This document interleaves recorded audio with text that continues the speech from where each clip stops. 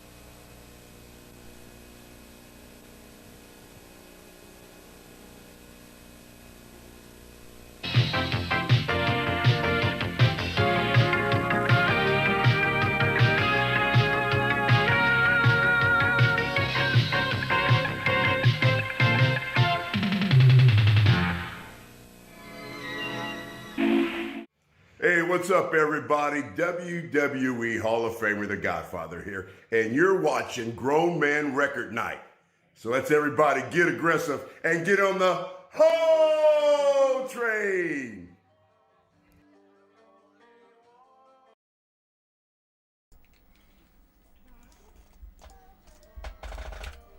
Hello? Hello? Hello? Jay just said make sure you leave out milk and cookies tonight for King Diamond. Hope everybody's had a good week, good time, good. We start the. What did you just say? I was gonna say something you just said. I didn't say anything. Somebody said something. Well, we usually start the show with a joke. I couldn't decide on a joke tonight. So I got a couple jokes. You said something about the QR code. Oh, that's what I was gonna do. Be sure to check out the brand new Grown Man Record Night QR code. If you guys are into QR codes, you can get 40% off of anything anywhere. If you got a QR code reader, you can use the Grown Man Record Night QR code and get 40% off of anything anywhere. To reiterate, there we go. That land? You think that landed? Not, I stand by. Not like a joke. Okay. Shut up, Jay. What do you call a witch's garage? Broom closet. Boom. What kind of food would you find on a haunted beach? Sandwich. Boom. What do you call two witches who live together? Roommates. Boom. Who helps the little pumpkins cross the road safely? And let's pay attention to this one. Who helps the little pumpkins cross the road safely? Which bitch? That would be the crossing gourd. The crossing gourd. And my favorite tonight. What do eye doctors give out on Halloween? Eye doctors? Uh-huh. No. Like Mibber's an eye doctor. What do eye doctors give out on Halloween? I don't know. Candied cornea.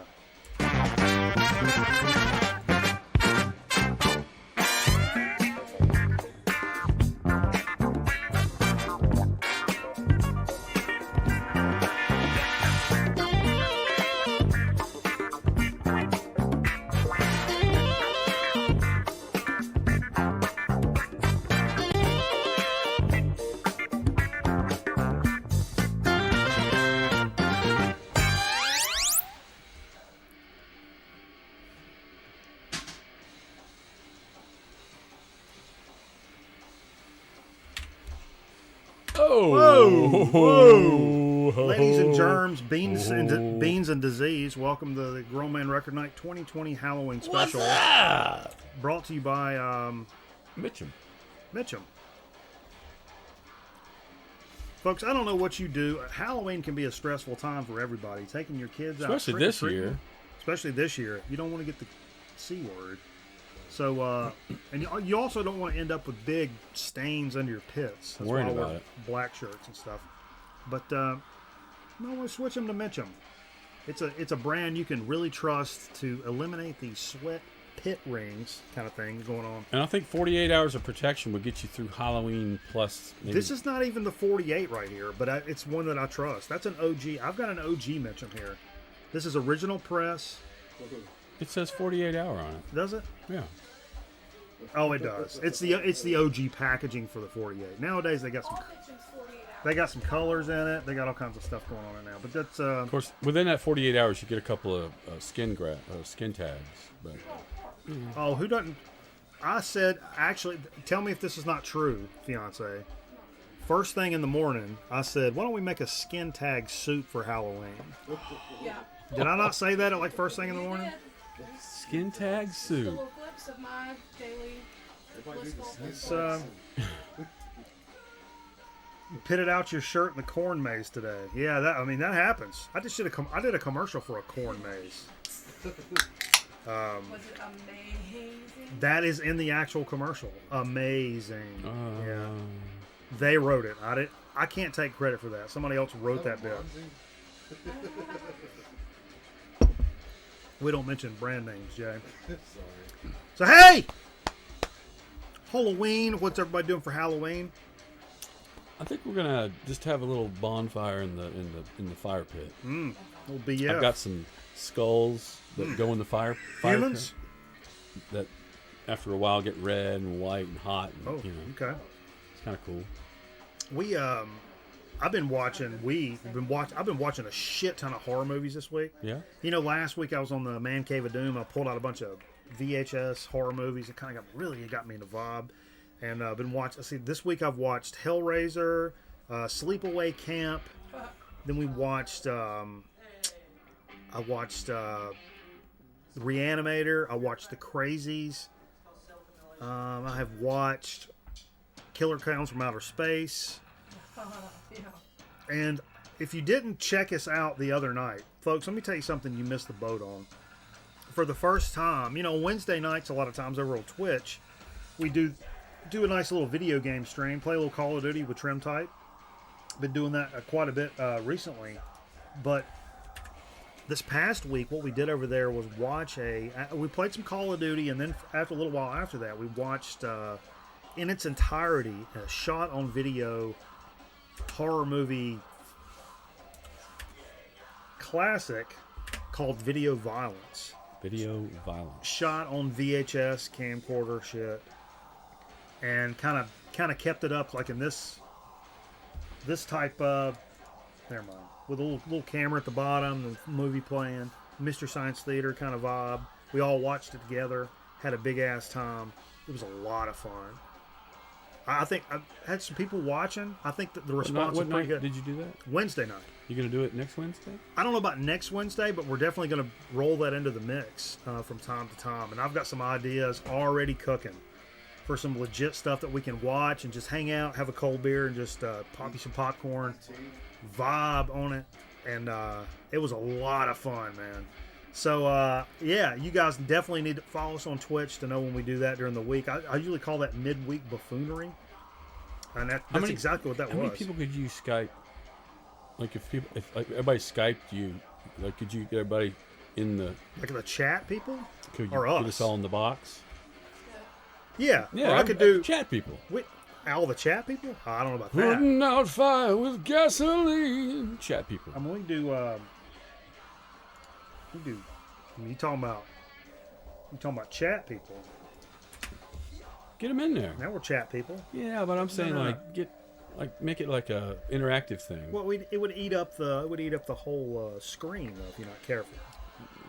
Now, if the three of us were doing it, we could, you could boom, boom, boom. You might be able to figure something out. Or you could rotate people in and out. But it's funny because, I thought about, bad horror movies, which is great for Halloween, stuff like that. And just bad movies in general. But somebody typed something in chat earlier, and then I typed something back, and it reminded me, like, oh shit, what if we did that same kind of vibe for card shards? Like, do a night of, like, drunken ass grown man record night card shark marathon? Ladies and gentlemen, that's what we do anyway over here. That was Starcade 83. Man, especially the Everybody knows card sharks. Yeah, man. The possibilities are endless until Twitch bans us for being sons of bitches. But anyway, I'm looking forward to trying that shit out and seeing how far we can push it and do different things. I know not everybody wants to sit and watch us play Call of Duty, and some of you guys are older gentlemen. Don't I'll go to bed at 9 o'clock and got to get up and talk about the weather first thing in the morning and shit. I know you're not into video games. Push the Carl the envelope. Absolutely. You're right, Bill. I send out those notifications on Facebook. I did this past week, but Facebook is weird with, like, pages. Like, sometimes, like, you'll send out a notification, like, hey, I'm going live. And, like, it'll say 12 people saw this. And other times you're like, hey, look, Asia's got a new record coming out. And it'll be like, 97 people saw this message. And I'm like, well, fuck, I don't care if anybody's, So you have to be careful if you send too many on Facebook. A lot of times, like, people don't see the ones you really want to see. So it's unless they want you to pay to promote it. And that's what they're doing. Right. But anyway, I gotta bump up the audio. Bump up the audio. Bump up the audio. Dance. Hubba. Oh, we talking ICQ? Let's get into it. Yeah. ICQ chat? Oh, dude. That's how that I know we've talked about this ad nauseum, but that Boards of Canada, ARG and shit, all that took place over ICQ, man. No, it's IRC, isn't it? It's IRC. But yeah. You say so? Yeah, but you know what's not boring, Metal Theologian, is winning. And when me and Trim Tight get together, we dominate. And that's the difference. That's the difference. I like Spelunky too. There's nothing wrong with that. All right. I'm down with the IRC. Yeah, you know me. Folks, socials, Discord, merch. If you want to see what's going on, actually, I'm not going to post all the commands. I think I can just do commands. Should give you a list of commands. We don't dominate no last place. You know we be slaying. That didn't work. The commands didn't work. But anyway. So you saying you kind of doing a low key? I mean, oh shit! I forgot to get candy today. I was actually gonna like. I wasn't planning on giving out candy. I'm not going to all the trouble to make it safe. Oh, fuck them. They don't like it. They don't have to eat it. Don't make nothing to say. Oh yeah, Aaron did a nice our top shot. Yeah, Aaron went all out. He's got a candy chute like from his house that goes like right down into the low lying. Yeah. I tell you what, you can get out my driveway and I'll throw it the fuck at you. How about that? Dry ice.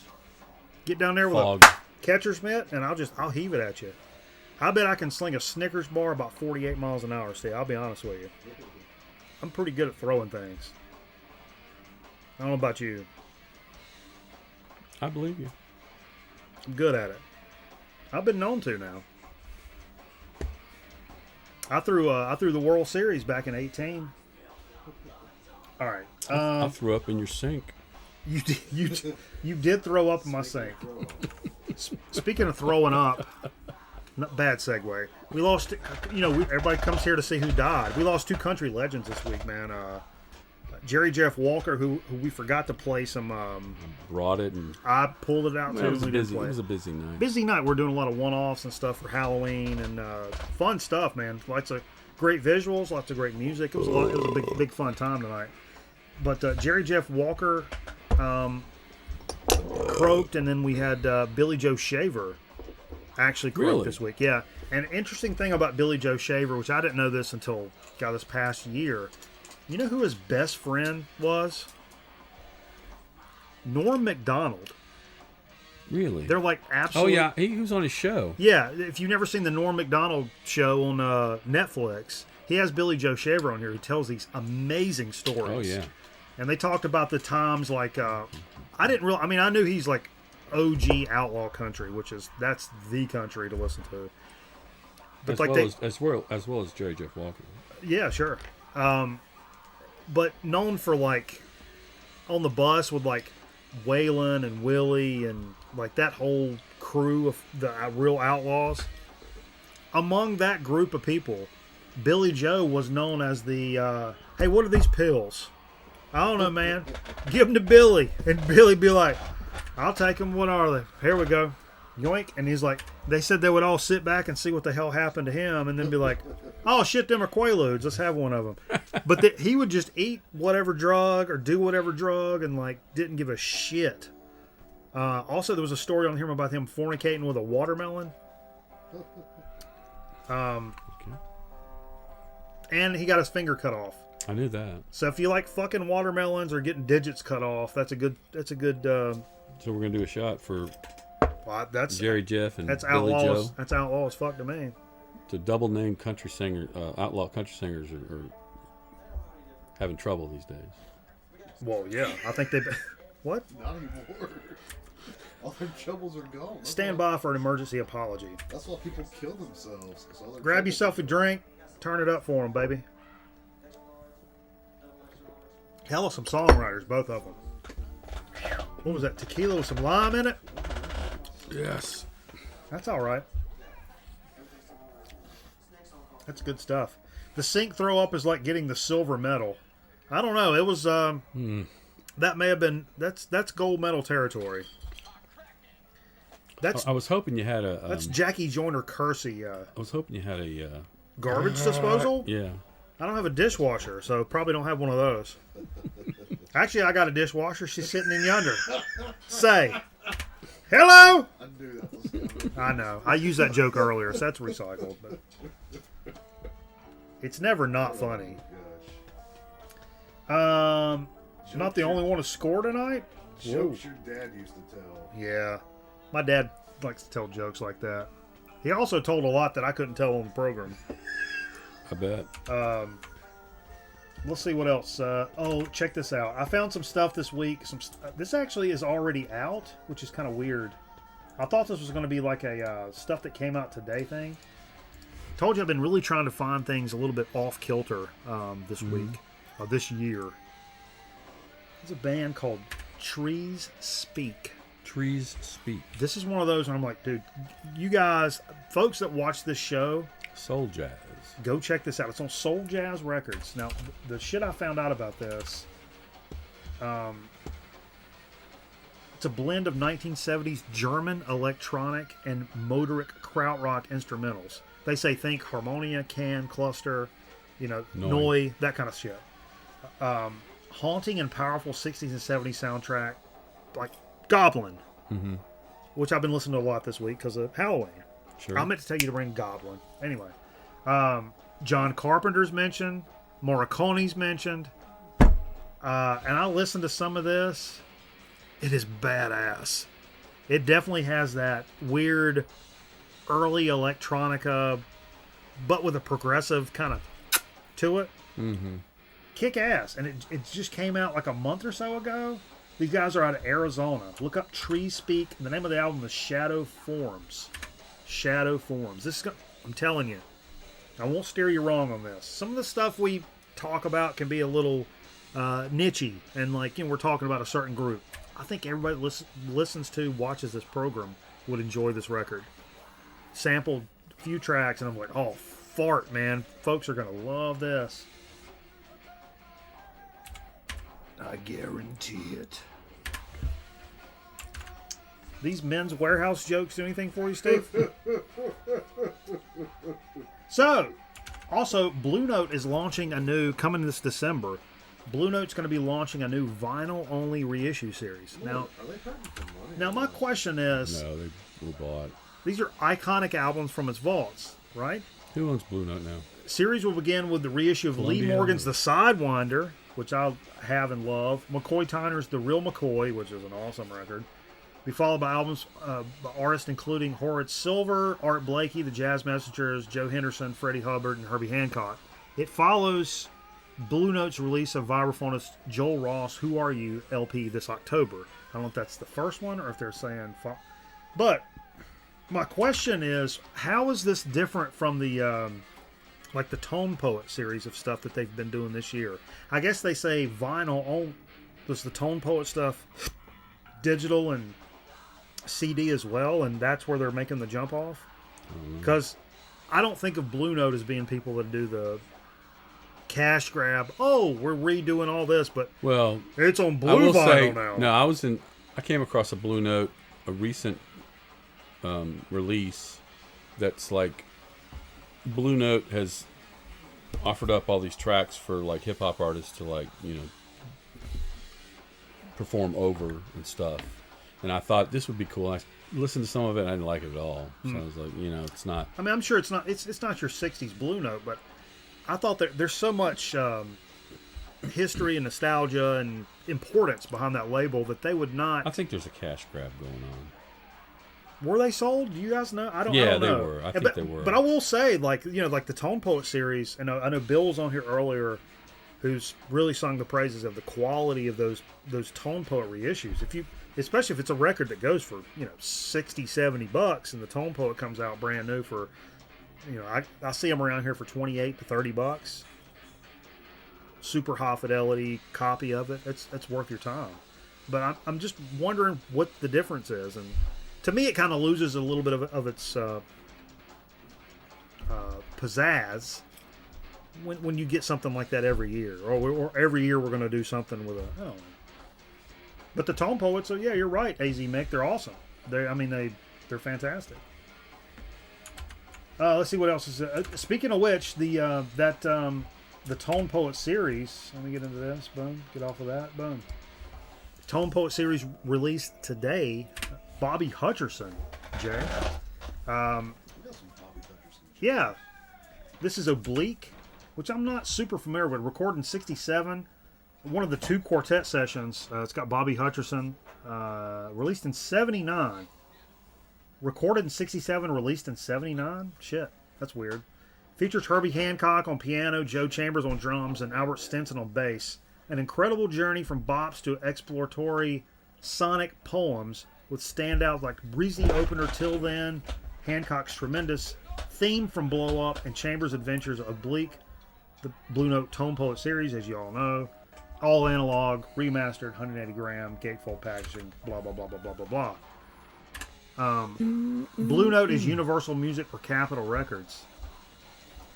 How long ago did they take that over? Did they all of a sudden decide they're going to start redoing that? I mean, I didn't get I don't want to jump to the conclusion like Prince's estate. When Prince died, Prince reissues were not really a thing. And then Prince died, and all of a sudden they're like, oh, here's a vinyl reissue of Prince taking a shit. It's $32. And yeah, all this stuff was coming out. All the reissue, which is great because a lot of that stuff Well, look at the Tom Petty box set. Tom Petty, the family, I always wonder, is this what they wanted, or is it the family doing something stuff? Whatever. Yo, Sean, what's going on? Happy Halloween, dude. And there's all that Hendrix stuff, of course. Which Speaking of Sean, I had my favorite Halloween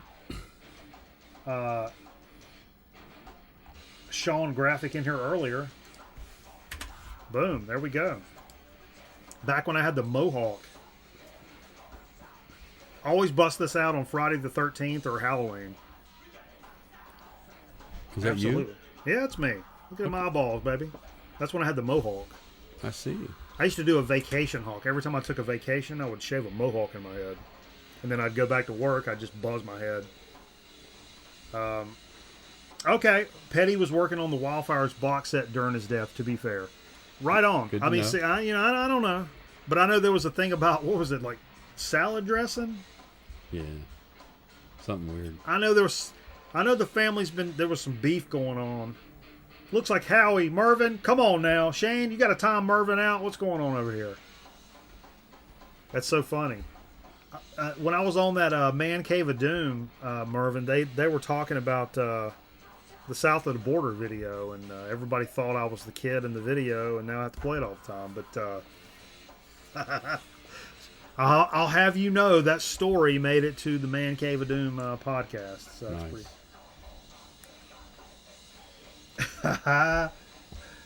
Yeah, dude.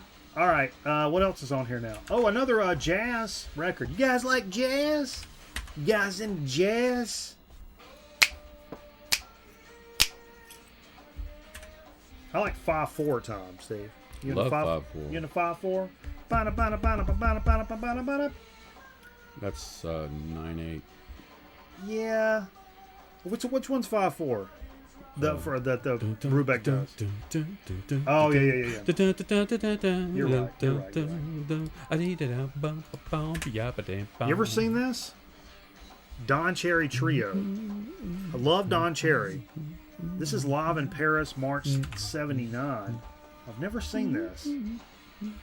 Information I could find about this, other than the fact that it came out on Alternative Fox, which I don't know much about that label. It came out today. Superb performance by Don Cherry Trio, recorded in Paris, March 1967, and broadcast on French radio ORTF. And I sampled a great bit of this today. What'd you think? Woo! That's what I think.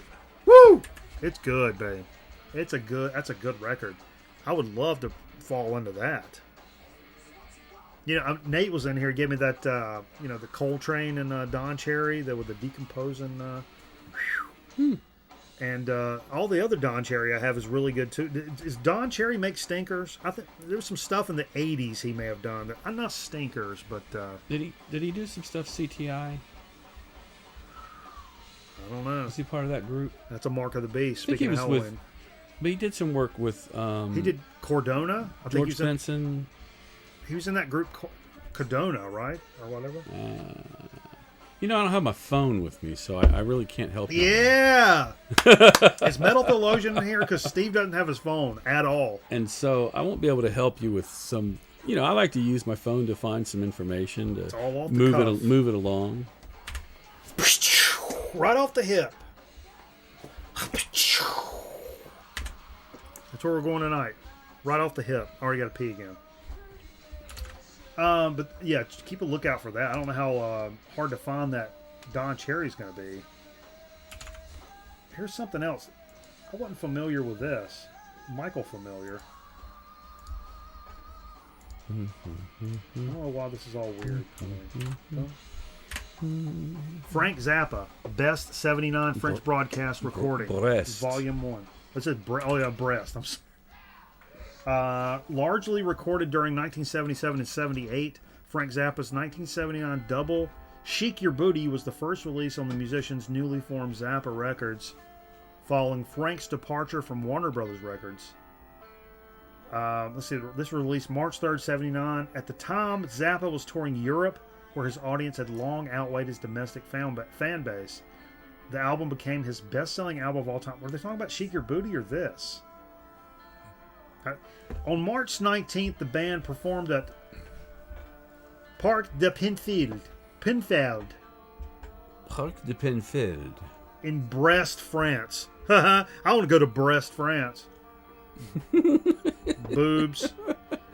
For a show that was recorded live for live FM radio broadcast transmitted across continental Europe and synced to on many U.S. stations. It's got a lineup that includes Ike Willis, Warren Cucciolaro on guitars. Cucurullo. Tommy Mars, Peter Wolf on keyboard, Ed Mann on percussion, Arthur Barrow on bass. Yeah. But anyway, it's I've never seen this live or around at all. I think Jay's throwing up. Speaking of Zappa, isn't there like a movie coming out? I saw Vance posted that in the Discord, right? Yeah. There's a new Zappa documentary that's coming out. All right. Jay, you good? That one got me where it hurts. Downstairs? Maybe a shot of Jaeger would help. That was a shot of Jaeger. Oh. Oh. But, yeah. So be on the lookout for that. That's going to be good shit. This kind of blew me away today. Brand new record came out today. Right? Yeah. Brand new songs, brand new record from an old favorite artist of ours. Boom. Back in town, baby. Mandrill. Are you kidding me? It's just new. Brand new today, dude. America's favorite funk, jazz, and soul world music band is pleased to announce their first new album in over a decade. How old are these guys?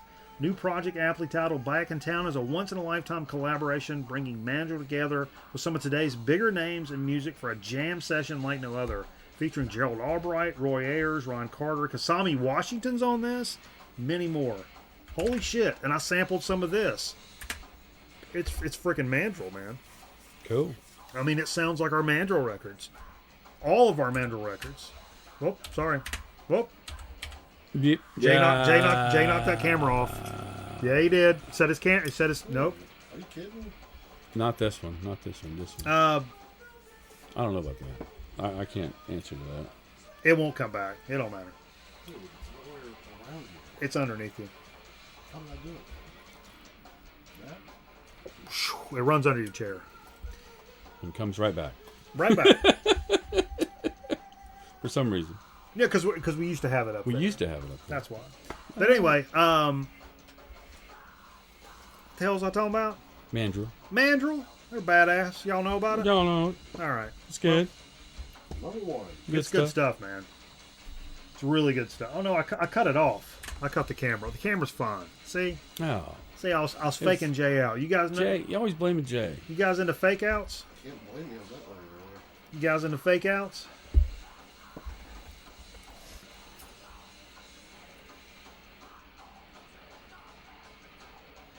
Oh, it landed on Winner. winner. That's the takeaway. That's what I was going to say, Steve. All right. I think I clicked. Why is that? I don't know. Also, that we talked about that Mr. Bungle record Did we? several times. Yes. Ad nauseum. We did. Ad nauseum. It's the re-recording of the demos, Raging Wrath of Easter Bunny. That actually came out today. Did you buy it? No, I I probably should have, but Did you come across it? no. You had to pre-order the fuck out of this. Oh, okay. And I'm familiar with the. I've already did this spiel before. Yeah. I'm very familiar with the demo tracks, the Raging Wrath of the Easter Bunny, and the reason I love it is because I know Mr. Bungle and I know what they do, and to me this sounds like. I mean, imagine you're a huge Pink Floyd fan, Steve. I can imagine that. It's probably it's a stretch. But imagine you're a big Pink Floyd fan, and you're you undercover these demos of Pink Floyd playing when they're in high school, and they're in somebody's garage, and they're banging it the fuck out, and it's like raw and rugged, and it was recorded on a boombox, and you're like, shit, man. You can hear these guys. They want to do it for real. Right.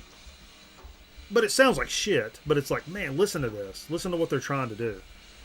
But then imagine they do that, and then they come back 40 years later and re-record all that with like good musicians and in the proper studio. And their skills have gotten better. Yeah, and it's still badass because it's Pink Floyd. But you're like, yeah, but really the appeal of this was the fact that it was the original. You're in a basement on a boombox. Right. This is kind of that deal, which is I'm stoked about it. I'm hyped that they did this because it means that they're still playing and enjoying each other's company, and they played those live shows and stuff like that.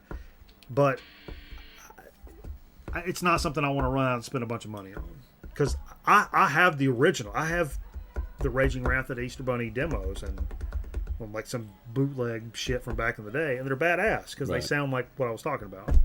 I don't need to hear 2020 versions of that. No, I need to hear 2020 versions of that. I don't need to purchase $30, $40 reissues of that. Is my point. But yeah. How do we get it, man?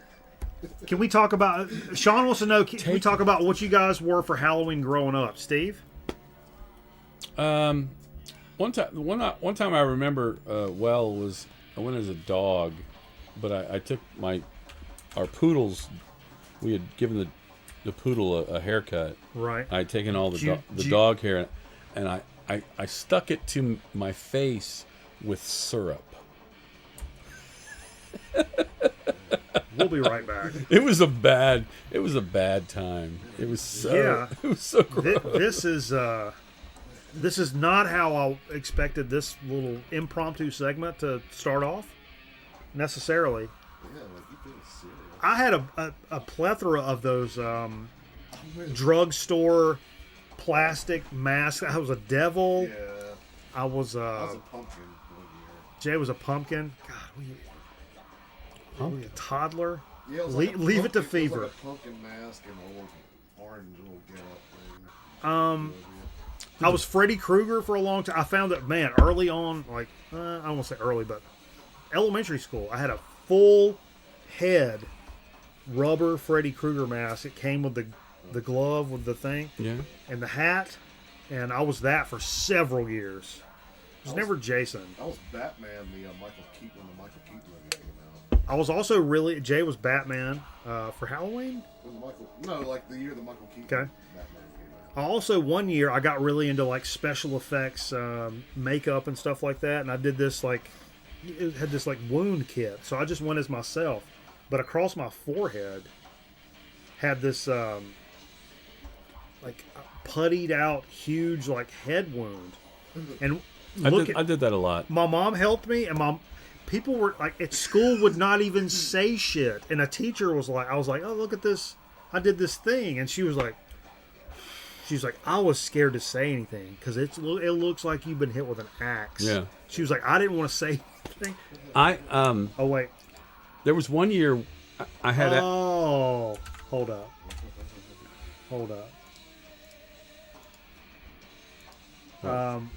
But one year I had access to.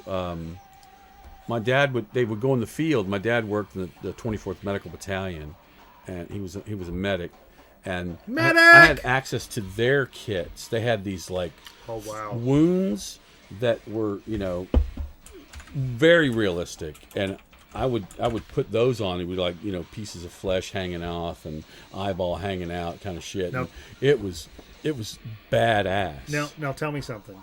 When you got a cold or shit when you were like a little kid, did you ever just lay in your bed and go, medic? And your dad came in because of the Vietnam movies? No. No? Well, I would have. Wizard of Video Games says, this is me in the middle. This is why you do live programming, folks. Boom! Look at that. That's me in the middle. That's me with a rabbit ears. That is badass. It is Furry Friday. Well, I guess it's Oh, yeah. Saturday now. That is. What was Carl the Envelope for Halloween? Carl the Envelope need to be anything for Halloween. I don't think I've ever seen Carl dress. He was one of those like, I'm not doing anything. But I can't remember like anything that really stood out to me other than the Freddy stuff I did. My kid's going as Jason tomorrow. Jay's kid's going as Jason. How old is he? Oh, he's a serial killer. That's all right. That's a badass thing to be. I'd rather be a serial killer than. Yeah, I'm pretty proud of him for doing it. Yeah, that's pretty awesome.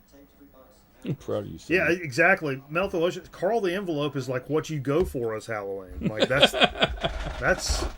what you do. But that's cool. And I asked the Man Cave of Doom guys this, and I think I probably asked this on the show for Halloween shows before. But like I said, I've been watching a lot of those horror movies and really getting back into like collecting VHS and shit like that. What was the movie as a kid that scared the piss out of you? As a kid, Or just in general? Come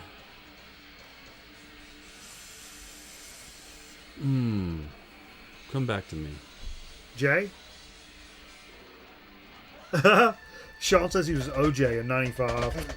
That's hilarious. Well, see, I wasn't allowed to watch The Exorcist until I was got out of the house and I was in college, and I found out I'm going to watch The Exorcist. Yeah. It was scary. I hear The Exorcist a lot, but I didn't watch that like early. I hear Pet Cemetery a lot for things that like mess kids up. I was older. What was the question? Event Horizon. Children of the Corn.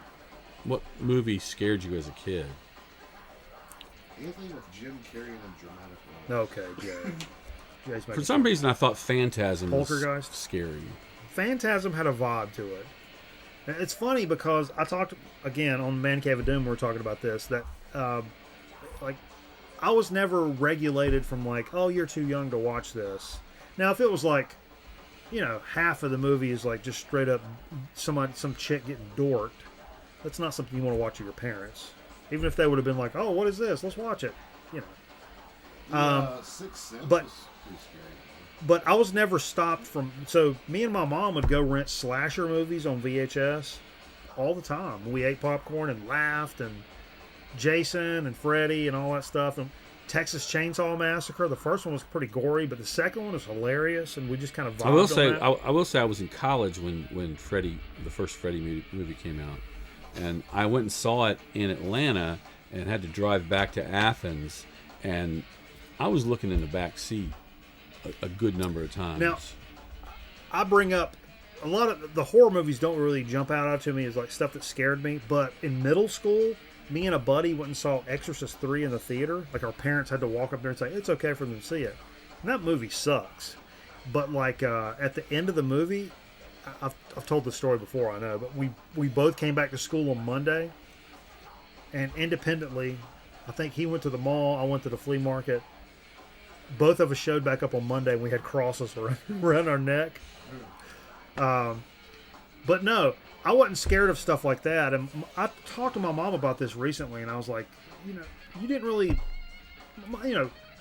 sweet old country Christian woman, I didn't, it's not like I grew up in a crack house kind of thing. And, but when it came to stuff like that, she didn't stop me from watching stuff. And I was like, that's kind of weird because a lot of people are nuts about stuff like that now. I was like, how come? When I was in high school, I saw Alien at the midnight movie, and that scared the shit out of me. My mom mentions Alien all the time. But as a kid, I would always... My mom said, actually, when I mentioned this, she said, you didn't think that stuff was any more real than you thought Kermit the Frog was walking down the street talking.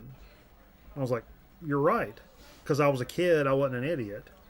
And there's a difference. Like, I didn't think that stuff was real. There's no dude with a machete rolling around, like, chopping people's heads off and stuff. And cartoons don't, ride bicycles. And, puppets are not walking down the street. I wasn't stupid. I knew what was going on. But anyway. I mean, I will say, this is not a horror movie, but I was part of the original crowd that went and saw Jaws when it first came out in the theater, and that fucking opened some people people's, say that is a horror just movie. kind of blew people away. Is That was a mind blower. Is Jaws horror or not? It is. In a way, it is. A lot of people say it is. Sure, But yeah, that one was landmark because it would took people by surprise. as a kid from the '80s, I was scared of two things: tornadoes, which. How I combated that was I learned everything I could about tornadoes, even as a kid. Then ended up going to meteorology school later. But I learned everything about tornadoes I could. And then it became a science thing, and it wasn't scary anymore. It's kind of weird, but that worked. The other thing I was scared of: nuclear war in the '80s. Clowns. Yeah. But nuclear war. So the longest day, not the longest day. I'm sorry. car. The day after. The made-for-TV movie about nuclear war was Steve Guttenberg and John Lithgow. That's the scariest shit I ever saw on television ever. Red Dawn. Red Dawn was kind of up there. That was kind of close in a different kind of way. But the day after, holy Lord. They showed us that shit in school. Did they? Yeah. For whatever reason. And it scared the piss out of me. It's crazy. But anyway, let's see what else is here. Gonna go to weekly stills. Boom. We did Zappa. We did Mandrill. Getting into a little more of a Halloween vibe for music. Whoa. Metal Theologian says Red Dawn was idiotic. Metal Theologian, I'm going to give you a chance to take that back right now. I have to agree with you. Idiotic? Come on, Dude. the whole premise of it. The premise? No, the execution could be stupid. The premise of being in the 80s and all of a sudden the United States is... Not that. The fact that there's a ragtag group of 8 tweens It was... taking on the Russian army. No, a sect of the army. But I would like to think, to be fair... Better than Stripes. I would like to think, to be fair, number one, the premise of all of a sudden the United States is not in the United Nations anymore. Cubans parachuting. And it's no. The Russians were parachuting. The Cubans were not. Actually, I think the Cubans were, which that's weird. But all of a sudden the United States is not in the United Nations. The Cubans and the Russians get together. Were they on and they invade. the big tobacco leaves that came floating in? Inappropriate. But all of a sudden, all these people over the years that have had our backs and all these conflicts don't have our backs anymore. And they're like, you know what? F all that. We're not messing with it. The Cubans and the Russians come in here. They get down and dirty. And start just whacking people. And it was like, nobody's going to do that to us. So you're caught on your laurels and people start getting murked. But to be fair, I would like to think that if a group of Russians or whatever dropped in here right now, in the country, the country-ass area of North Carolina, there's a lot of country boys around here that would outsmart your fucking ass in a fucking minute when it comes to, maneuvering and combat in this terrain. Sure, that's because that's what they do on the weekends. 100%. Exactly. It's deer hunting, except it's Ruski No, ass. it's not just deer hunting. These these guys. I'm just saying. They're militia. Yeah, well, no, just dumbass North Carolina militia. redneck militia kind of stuff. But There's a militia. I'm just saying. Weren't you in the militia? We don't want to get into that.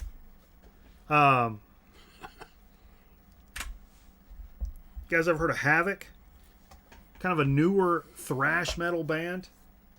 Music stopped. Nobody's saying anything. It went weird.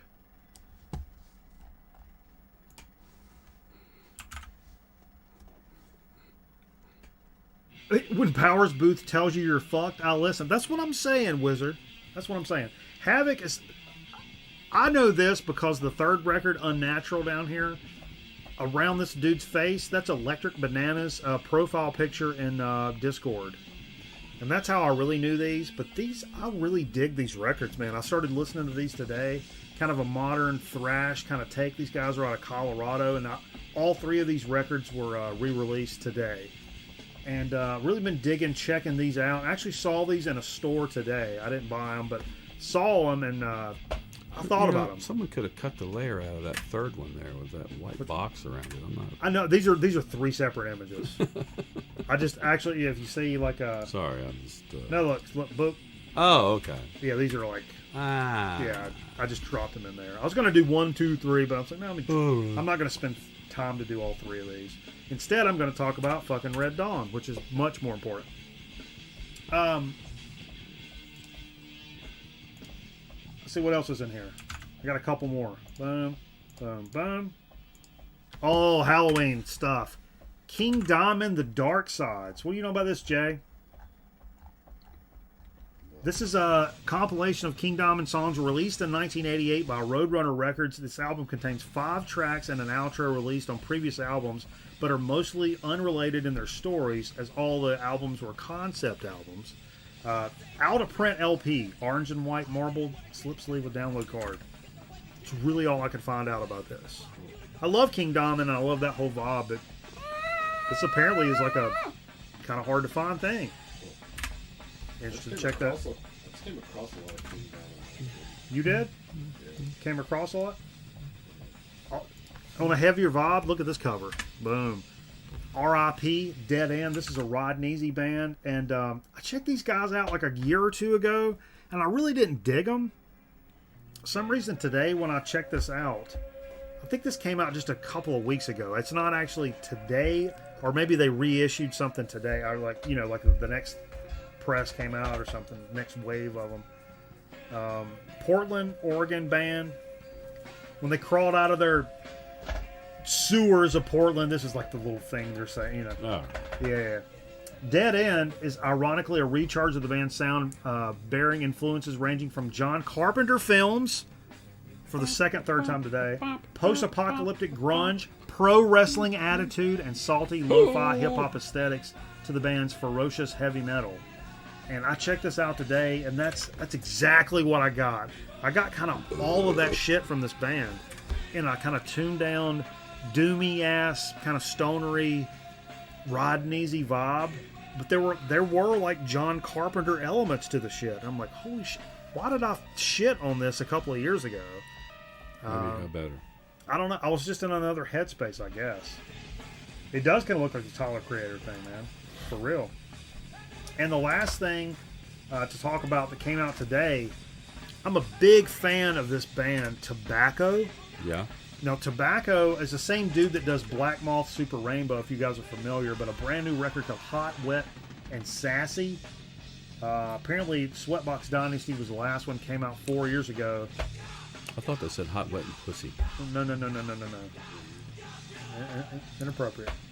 Now returns to Ghostly International, which is what label this is on.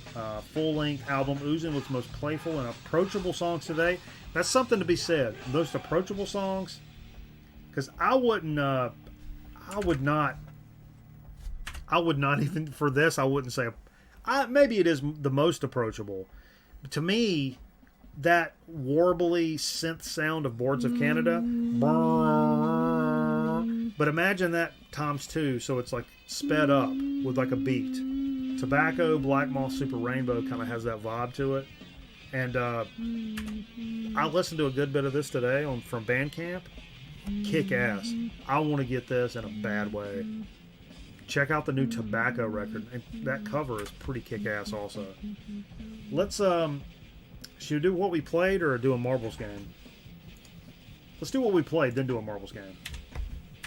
Boom. Actually, oh my god, I got to pee so bad. Me too. Yeah? You just started the show. Yeah, I know. We're just started. Yeah, like an hour ago. You got a 2-liter? Oh, I'll piss into it too later. A heartbeat. That's Halloween. That's like appropriate, right? On Halloween, you could piss into a 2-liter. Actually, I'm gonna be honest. I might need a 3-liter. They still make those? Nope. Maybe it's a Dollar General store. Jay just applied for a job at the Dollar General. This is true story time here. Jay, did you not just apply for a job at Dollar General? Yeah. God bless you. I'm hoping you get an employee discount too. Yeah. My mom said sometimes they run them Viennes 50 cents a can at Dollar General. I'll make sure. That's a true story now. I'll let you know. I wouldn't shoot you wrong. I'll tip you off on stuff. I was in another grocery today. They had them things fucking 87 cents. You better get out of here with that noise. Dollar General 50 cent all day. What we played. Now, started out playing some Rocket League earlier tonight and vibed with the cat that was watching the stream, and we got in and just dominated. It's like, bro, got to jump off here and play some records, or these guys are going to just crucify me. But we were slaying. But this little VCLT from Steve a couple weeks ago, yeah. Mother's Finest, what a banging ass album. MF. It could stand for motherfucker too. But it was a good record. I like this record a lot. What is this? 76 on CBS. I enjoyed it. I think we listened to side 2 because I think when you came over, we listened to side 1. Did we? I picked this up. I was sitting in a stack. I picked this up cheap. It's a promo copy from way back in the day. Little Grace Jones, Slave to the Rhythm. Kick-ass record. Jay said, "This is the worst record I've heard this whole year. It's the worst record ever." Says a man with like 49 Ace Frehley records, picture discs. This is the worst record he's heard this year. I like it. I think this is a kick-ass record. A little promo copy. A little, It was very stamp. artsy. Like, It's it reminded artsy. me of a museum, art museum. It's artsy. I mean, I'm an artsy cat, Jay. What you want me to do?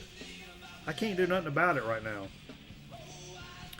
It's all how you interpret it. And we started, throughout we didn't do like a Halloween set necessarily. Well, kind of we did, but throughout the night started peppering in some stuff that kind of vibed on being the night before Halloween. I think tomorrow night probably settle in and watch some. What, Sunday night? Some It's stuff. 1 a.m. It is 1 a.m. But Tomorrow night be Sunday. Jay brought this one over, little Turn your Ozzy clocks Osbourne back. and Randy Rhoads, the Randy Rhoads This tribute. weekend? Yeah, Fall Back. Yeah, shit, that gatefold too. And the poster, right? No, there's no poster. Which one had the poster? Or just put the sleeves on the picture. You pulled something out, didn't you? Yeah, picture sleeve. Oh. Kick-ass stuff. Yeah, that's a good record. That's a good record, It's hard man. to find a record too. I've actually never run across that record at all. Because like you said, it's hard to find. That's what I'm saying. Are you deaf? Shockabilly. That Eugene Chadbourne joint I picked up over here in Greensboro at Soul Relief Records. It's a Shockabilly Greatest Hits. Played side 2 tonight. Don't think we played side 2 on the air before. Pretty crazy stuff, Eugene Chadbourne. Is that out of his collection? No, it was not out of his. I did ask that. There is some stuff from Eugene Chadbourne's collection in the store, but that's not one of them. That was some random cat brought that in there. Keeping with that Halloween vibe, brought some Misfits in. It's the only Misfits I own to this day. It's essentially a greatest hits, which is a great place to start. I mean, for me, for somebody that realized I liked the Misfits when I was like in my 40s and had no idea. I used to think the Misfits were garbage and corny, and I just didn't get it. I mean, I got it, but I thought it was stupid, and now all of a sudden it just like clicked, and I'm like, oh, this shit's great. I enjoy it. You know, is it Segovia? No, but it's like, I don't know, man. It's got a thing to it. That's something like, when you get to be, I don't know. You have a tendency, once you start learning about music and stuff, you start being snobbish about things, and you start turning your nose up at things that may be a little lower brow musician-wise or production-wise, and you miss out on a lot of stuff that's actually good music. Speaking of which, no, I'm just kidding. 80s classic, Michael Jackson's Thriller, and we played the title track of Thriller. We just got Thriller and bumped off of here. We didn't listen to any slow jams or anything. I mean, it's a near perfect pop album. I mean, come on. Probably is. Wow, Metal Theologian says, would you believe never owned a copy of Kiss Creatures of the Night? Speaking of getting into the Misfits in your 40s, yeah? The Pepsi guy. Yeah, that is the Pepsi guy. Mr. Bizarro was requesting this last week, and Jay didn't actually bring it, but he did bring it this week due to that request. Helmet's Meantime. Jay just picked this up. Kick-ass colored vinyl. I'm going to pull it out, Jay. We'll just split the seams on all this, if you don't mind. Slide it down in there like nice and tight. The old Buck Owens vinyl there. See where Tom LaRussa got hired by the White Sox? 78 years old. As what? Manager. Manager of what? The White Sox. To do what? Manage. To manage their what? Clubhouse. A clubhouse of what? Chicago. Like a kids clubhouse? Like a TV fun clubhouse? Anyway, sorry. That was a joke.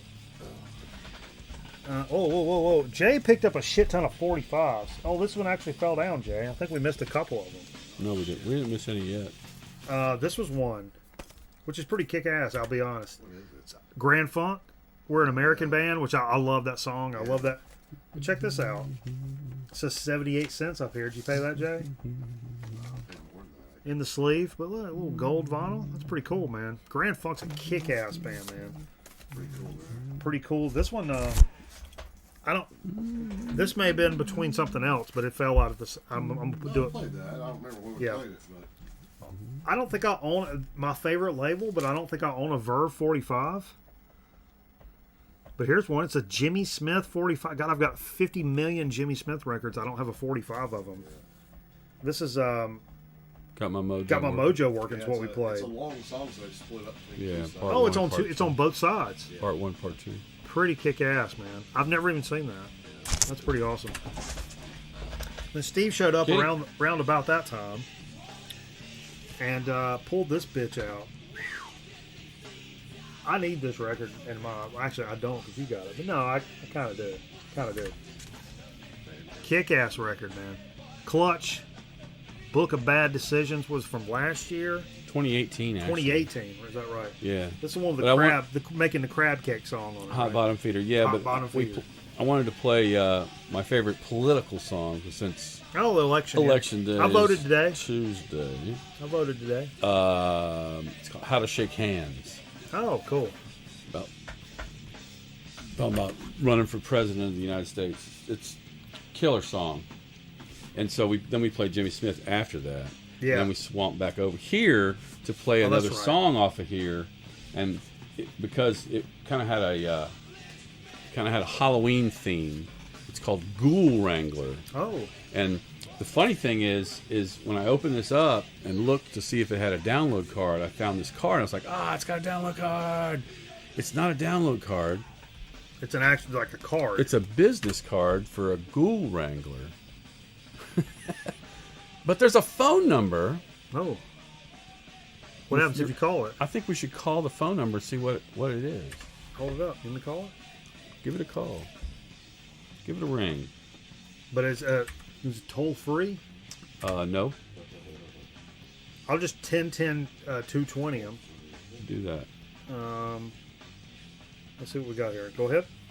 301 301 708 708 00 00 18. 18. It says Boom. 24 hours, Ghoul Wrangler.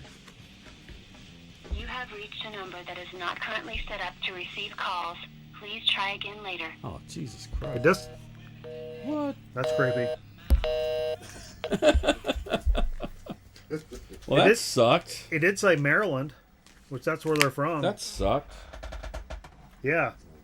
I thought content was king this year, All right, but apparently not. Not so clutch that time. All right. This is something I told Steve you got to bring is some John Carpenter shit. This is the anthology movie things from 74 to 98. Is this the first one or this is the second one? No, this came out like Later. third. Third in the okay. Well, there was John Carpenter. What was it? What's it called? Themes 2, and then I mean, this Halloween, this, you gotta this play came these. out because Halloween's on here. Oh, this is the one. You said bring John Carpenter, so I brought. You said bring the first one. That's the first one. This one. This is. I love this album. Lost Themes. Yeah. This is the one I really, really, really dig, man. That's my favorite compilation of his tracks that I've seen. What else? What else on here? Nothing, you know. Just It's original stuff. It's original stuff. Yeah. Maybe I'm not thinking of this one. Oh, Killer Gate, though. I mean, it's great. But the one that's got like the fog and shit like that on it. That's on that. The white The one? one I just showed. Okay, maybe that's what I'm talking about. I mean, I No, love this Lost Themes album is the best. It's the best one. all of that stuff. Is absolutely Don Crum. What's going on, baby? That's some of my favorite shit, especially around this time of the year. Now, started playing a little. What's this all about, Steve? That's Alice Cooper, $1 Billion Babies album. And I played it I was because going to call this Baby Snakes. we listened to I Love the Dead Oh, yeah. off of here. So we started doing some, like, themed, Yeah, we Halloween. started getting some Halloween music. yeah, stuff that kind of matched that. And this was kind of my contribution to that was Paul Bearer, as I mentioned, Doom Metal. Mentioned this on the Man Cave of Doom. Just by tone alone, Paul Bearer and Doom Metal, that it's thick and heavy, but it's like sparse. There's lots of space between the notes, which that's, to me makes it very, not to be corny, very contemplative and like, you know what I mean? Like, it's different than like, oh, Slayer's a Halloween track because it's gnarly and there's satanic stuff, but like stuff that's thick and gnarly and slow is, to me, even creepier. But I played The Ghost I Used to Be, which is, you know, it fits, plus it's a kick-ass cover for this. It's got a nice Halloween cover. And the track kind of matches the vibe for tonight. Anyway, you're into that kind of stuff? Good stuff. Another 45 from Jay, who was attempting to just shut the entire show right the fuck down to be the show killer for the evening. We're vibing out, playing metal, Halloween themed stuff, and Jay's like, hey, I got something, let's put my 45 I found on next. Like, yeah, jump it on. What is it? Oh yeah, no big deal, it's fucking Chumbawamba. And so we played a 45 of Chumbawamba on our Halloween special. But to be fair, we did have a Jason killing montage going underneath, and we had to, I get knocked down, but I get up again. I'm like, oh, okay, well that kind of fits, sort of. But we did play I liked it. Chumbawamba. It's a fun listen. It's not something I'm going to listen to every day. Hey, But oh, No. look, by the way, look what else came with it. What else come with it, Jay? A cock ring, The jukebox. the jukebox. What? Oh, the little tag for Let Chumbawamba? me see that. Holy shit! It's the tag from the like inside of a jukebox. Like press A14 That's pretty cool. to hear this song. Wow. That's pretty cool. I've never Tub seen thumping. that coming at 45. Yeah, that came out of somebody's jukebox as well, I guess. Now, Steve, you pulled this. This. 1997. That's what I said. That's the You year said I. 93. I said no. I said it was late '90s, '97. I thought 90. Wow. You said '90. I was like, no way. It's way later than that. That's It's worth $100.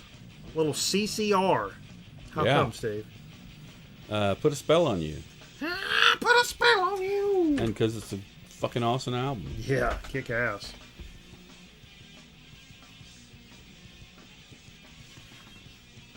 On Fantasy. But Wizard says They Might Be Giants cover is dope. Of the Chubba Wubba? I still don't know what this is, Steve. Where did this come from? What is? Houdini? Yeah. I think I was just digging one day before another Halloween episode and came across this, and I thought, you know what? I don't know anything about it. I know it's like a rap out or hip hop, like 12-inch. Yeah. It's got 4 versions of That's pretty cool. The Haunted House of Rock. We heard the vocoder version, which wasn't bad. Yeah, no, that's cool. When I was hearing it, when you pulled it out, when I just pulled it up now, I still didn't know what the hell it was. That's pretty cool. Also, apparently, which was that is a there's a They Might Be Giants cover of Chumbawamba. It Said it says, was awesome. for those who are not scared to party. Well, you showed up to the right place, folks. This is Steve. 83. Steve's been playing the P out of this here lately. This Brown Sabbath. It's funny because I was looking for my first Black Sabbath record because we always play, at least one track off of that. But I was like, I know we do it all the time and we do it do it all the time. Yeah, but yeah. this is even better. Playing this was even better. Well, not even better. Well, yeah, it's just a for different tonight. different turn. For tonight, Great record. great record. Volume 2 of jazz the Brown funk version. Sabbath series. Oh, I found a 45 drop down here. What is this? Jay pulled out. This is from 20.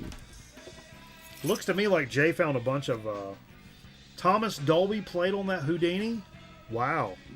What? That's what Sean says. Says he has it on green wax. Wow. That's kick ass. He's outdid you, Steve. Oh, Jay, what did you find? Oh, Jay must have ran across some 45s today. That's kind of that's the vibe I'm getting.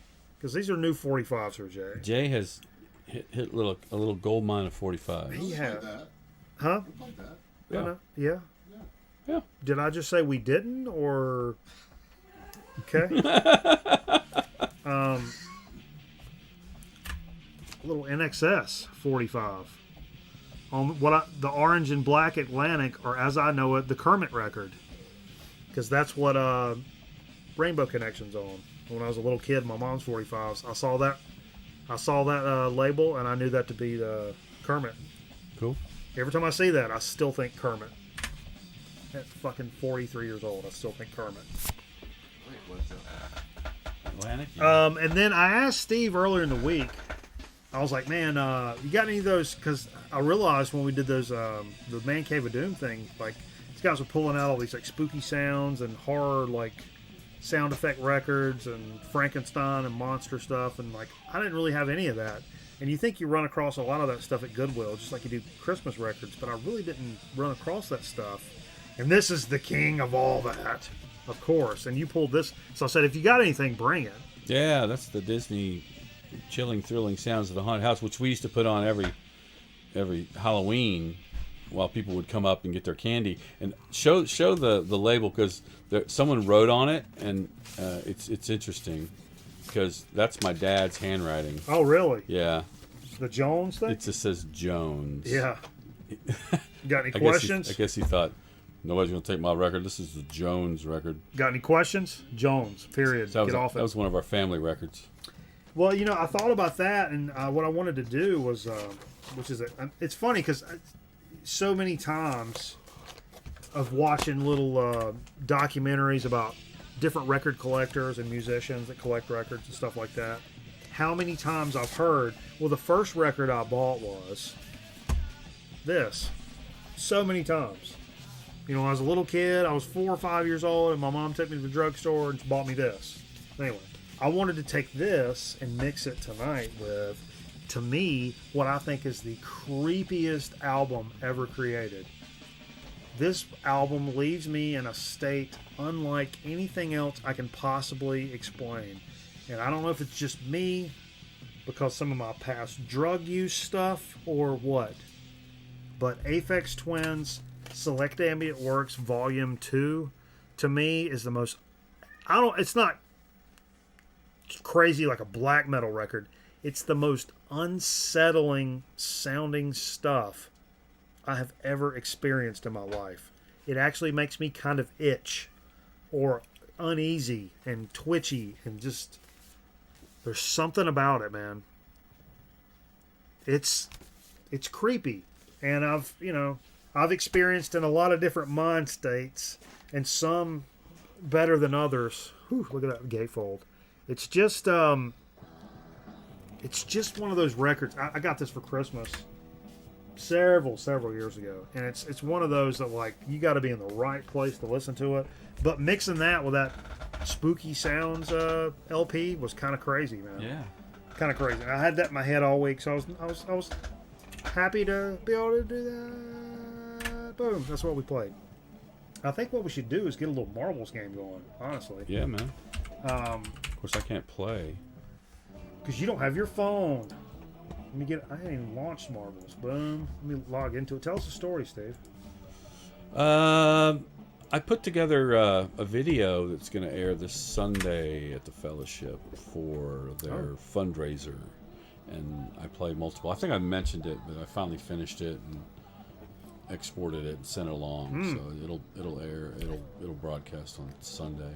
Got a question. Sean was asking, is Grim Grinning Ghost on that Halloween Sounds LP? Is what? It's called Grinning Ghost. I don't think so. No? No. The best part's I don't know what I'm supposed to be, side two. Trish. It's like screams and groans, thunder, lightning. I don't think so. No. Okay. That's one of those when Greeno was like, "Hey, get your Halloween stuff and da da da." I was like, "Oh yeah, sweet. I'll dig through that." And I'm like, you know what? I literally don't have any of that. I don't have any Halloween records. How many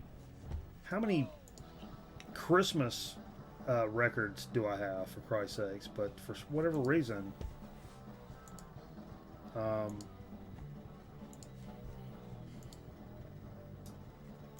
right. Damn it. All right. Trying to get something established here. Favorite candy? Oh. Favorite round table discussion of favorite candy. For Halloween? We'll go with just straight Halloween. For Halloween, I'm going to go with candy corn. Thank you, dude. People shit on candy corn No. all the time, and I really don't understand it. Damn it. Marbles won't capture for some reason.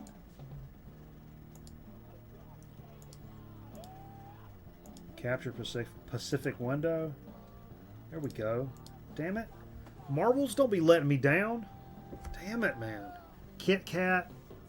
Halloween, yeah. Is there a Halloween marbles? I mean, all time, I would say Reese's. But classic candy corn. And I say that because as an older gentleman now, I would not have been excited about candy corn when I was 8 years old because it was kind of passé.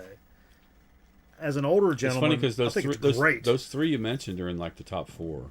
I think Snickers is in there too, but Yeah. of the four top, the three you just said are like 1, 2, and 3. And I would say, especially as a kid, Reese's Pieces, because you couldn't find those around here. Even after E.T., I saw E.T. and I'm like... It didn't come out till E.T. But yeah, you couldn't for like a couple of years after that. That was not, you couldn't find that around. In North Carolina, you could not find Reese's Pieces. But yeah, I think Reese's is a go-to. Now, modern day, what if you stop into a store now and you want a candy bar? What do you get? Milky Way Midnight. Dark chocolate? I think it's dark chocolate. Okay. I'm a king size Nutrageous guy. Nutrageous is really good. Nutrageous is kind of my Or I'll buy just some regular M&Ms. peanut butter M&Ms. Is my nowadays. Not peanut butter. Yes, sir. Peanut butter M&Ms. Yeah, they're expensive. Fun dip. I like to get them cold in the fridge, Yeah. and then get a tall glass of milk, and just kind of I'll be like, I like getting JV cheerleaders real sleepy. All right. If you got a track that you want us to run tonight. Now, I know there was one that was kind of a spooky track. is there Temple of Steve? What? There is a 41 is called Temple of Steve. But there was one that was like kind of Halloween. So it's already voted for Temple of Steve. But there was one that was kind of Halloween themed. There's one called Trick or Treat. 58 is Trick or Treat. Haunted Hammer is number 60. We may do a couple of these tonight. So if you do exclamation point vote and then the number, You can get up on this and vote to see which one, and I'll look to see real quick House of what's got the Pain. most votes. Did I let it go all the way down? I probably didn't let it go all the way down. We got 2 for Temple of Steve. I saw something about Purgatory. Yeah. Dave's Death Alley. What number is Temple of Steve? 41. We'll let it cycle through one more time. It's just as we're just bullshitting here, Steve. All right. Then. Talking about how much either one of us has to piss so bad.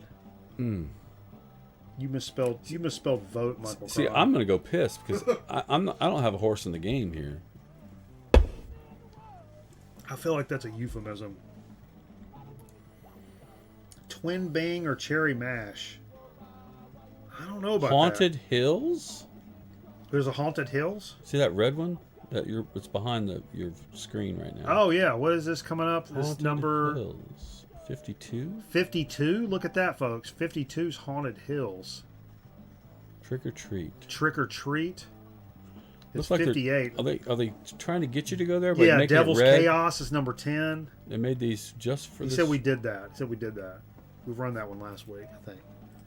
I'm going to go with the votes. If folks want Temple of Steve, I'm not arguing with them. 3 votes for Temple of Steve. So fuck, that's the way it's going to be. All right.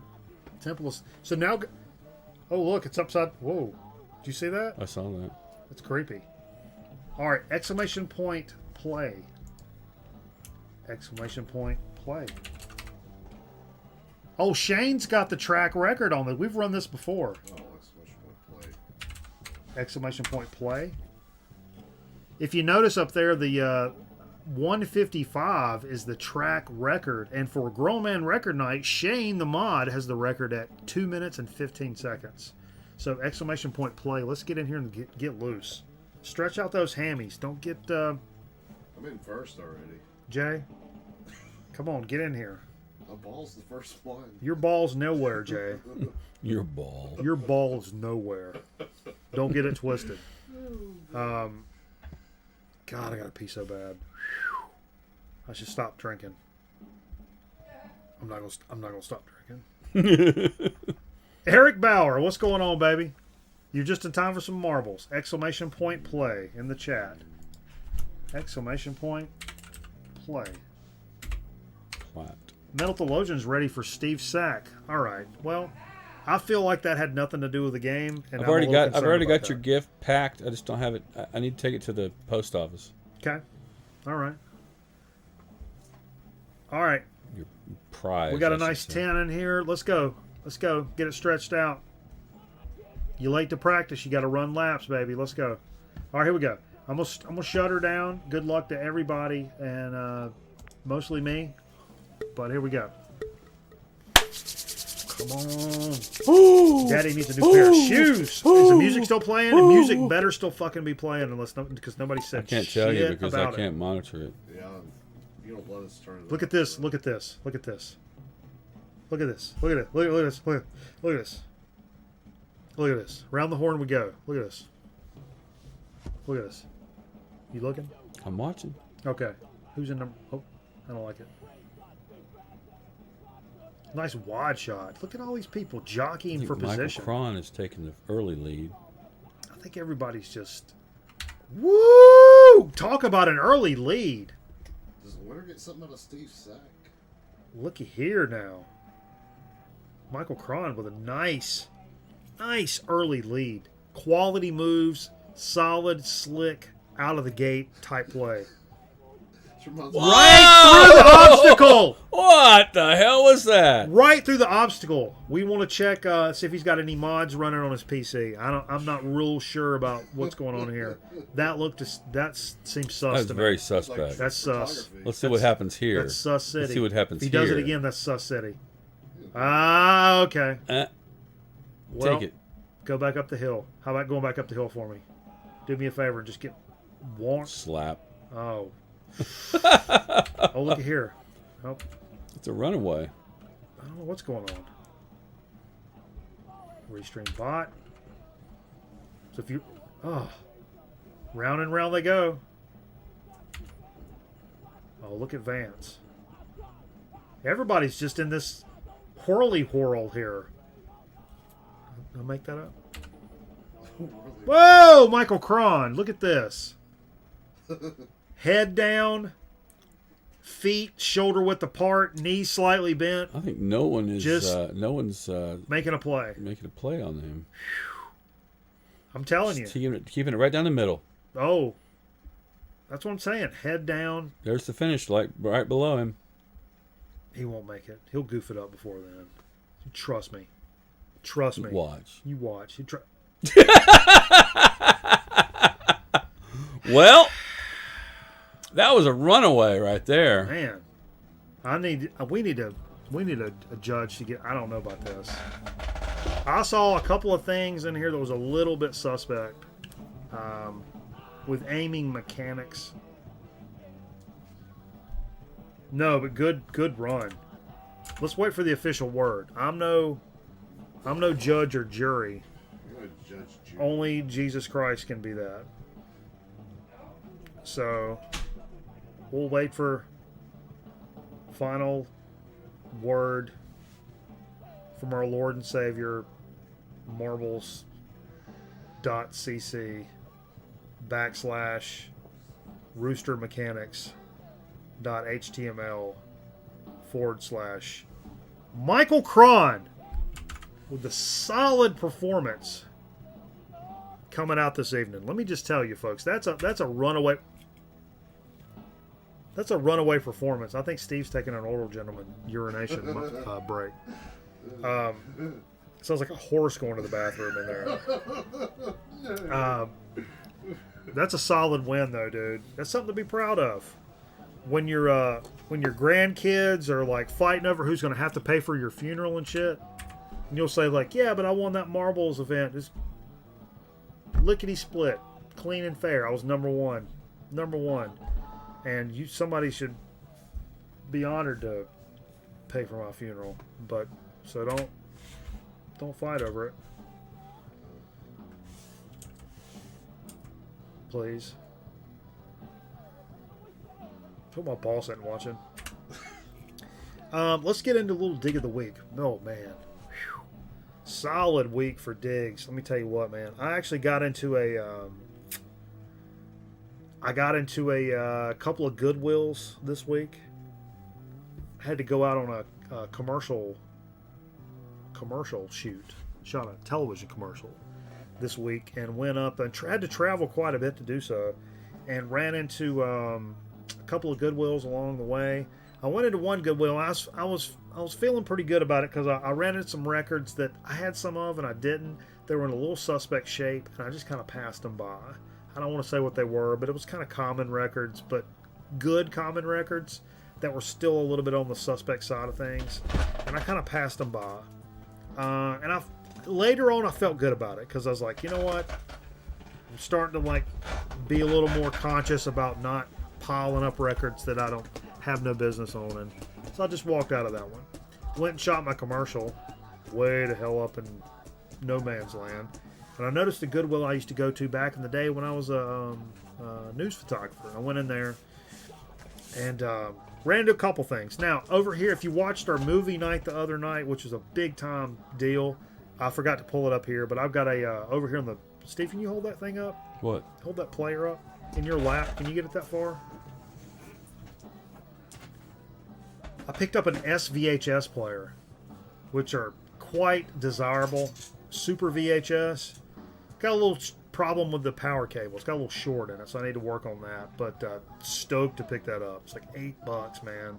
Because we've been talking about all these horror VHS and stuff. Super VHS. And I picked some stuff up. Let's see what else I picked up here. To go along with that, while we were watching that movie, I don't know if Mr. Bizarro's still with us, but Wednesday when we were talking about, we were watching that movie on Twitch and shit, he mentioned Vic Morrow, and it was literally like right after I went to Goodwill. Yeah, he was like, Vic Morrow that got his head cut off in the Twilight Zone movie. And I'm like, yeah, I know him from being in combat. But yeah, he got his head cut off. And the reason I bought this at the Goodwill, it's an album called... Album? an album, a movie called Deathstalk, starring Vic Morrow and Norman Feld. And I don't know what the shit it was, but look at that cover. Man, that's weird. And it's Vic Morrow and Norman Feld. How were you saving this? Um, I'm watching it earlier. And so apparently these guys go up to some river, something or other, and their wives get kidnapped, and so they have to embark down the river to rescue. They break loose of the ties and have to go down the river to rescue their girlfriends and wives. So it's a Deliverance ripoff. Kind of a Deliverance thing. It's not really a horror movie as much as kind of a suspense thriller thing, but Vic Morrow and Norman Feld, dude. I mean, who's gonna play? But that's the same place I picked up that VHS tape, and also I got a little VCLT for Jay, because in that same place. You think Norman Fell ever said to him, like between takes, like, "Hey man, don't lose your head"? Oh, inappropriate. But that same place also found a couple of 8-tracks. I know Jay collects the 8-tracks pretty tough. How about a little Chris Christopherson? Jesus Was a Capricorn. On this like bright ass NTSC red. I have that on vinyl. Yeah, I've got a couple of copies, and also Sun, the funk group, which can have a lot of slow jams at times. But Sun's what's the name of this record? Over the Universe? Yeah, Over the Universe. You got this on vinyl? No, I just. I've saw got it. one of them. Just saw it there. So yeah, I got a couple of 8-tracks going to Jay Thanks. down the collection there. Well, I got you something too. So Yeah, you would think. Look at it this. evens out. It evens out. Death Star. Oh, Jay said he got me something. Steven, I gave it to you earlier. Oh yeah, what do I want to do with it? I'm not kidding with it, man. Damn it, What am I, your personal guide? I don't know. Steve, what you got? Tell us a story. I gotta take a piss. You gotta get out of the way. Serious? Yeah, I gotta piss. Oh wow. I don't want to. Oh man, I thought it was a gag. There's no gag. There's no gag here. I thought you had a bit working there. Tell us a story. I don't have any story to tell, Story time with but Uncle I Consuelos. ordered this online because I can't find it. Well, can't find it on vinyl, and I think what is on vinyl is really expensive but hard to find. But it's Marvin Gaye's live at the London Palladium. Yeah, mainly because the track "Got to Give It Up" is just one of my favorite funk tunes of all time, and it's the one that is it Ricky Martin, is that the guy's name that ripped it off, and for that song that he ended up having to pay a lot of royalties to Wasn't La Vida Loca? Marvin Gaye's estate. No, that was the ginger acoustic guitar player. in Great Britain. Yeah. But I ordered it on Amazon, and it came this past week. I thought they said it was going to come in December for some weird reason, but it came this week.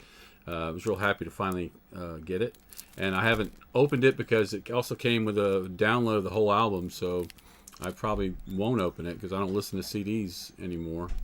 But I was glad to get it, and I went to Hippo because it's not in my neighborhood, but I wanted to take a little trip over there because he's the one place where I know he's going to have either some Porcupine Tree or some Steven Wilson stuff that I don't have.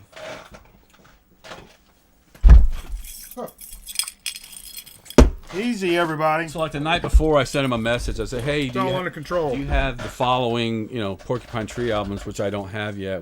So I listed like 3 or 4, and I don't think he had one of them.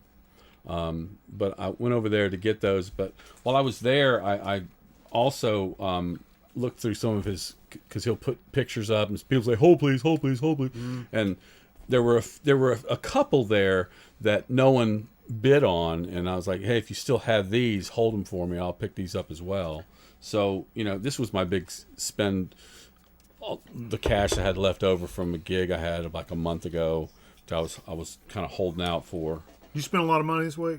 I did. I spent a lot of money. But this Today. one I walked in the door and looked through the recent arrivals and came across this 12-inch of Love Shack, which wasn't one of those. I said whole. I came across and I was like, you know what? It's only $1. You know, I'll buy that.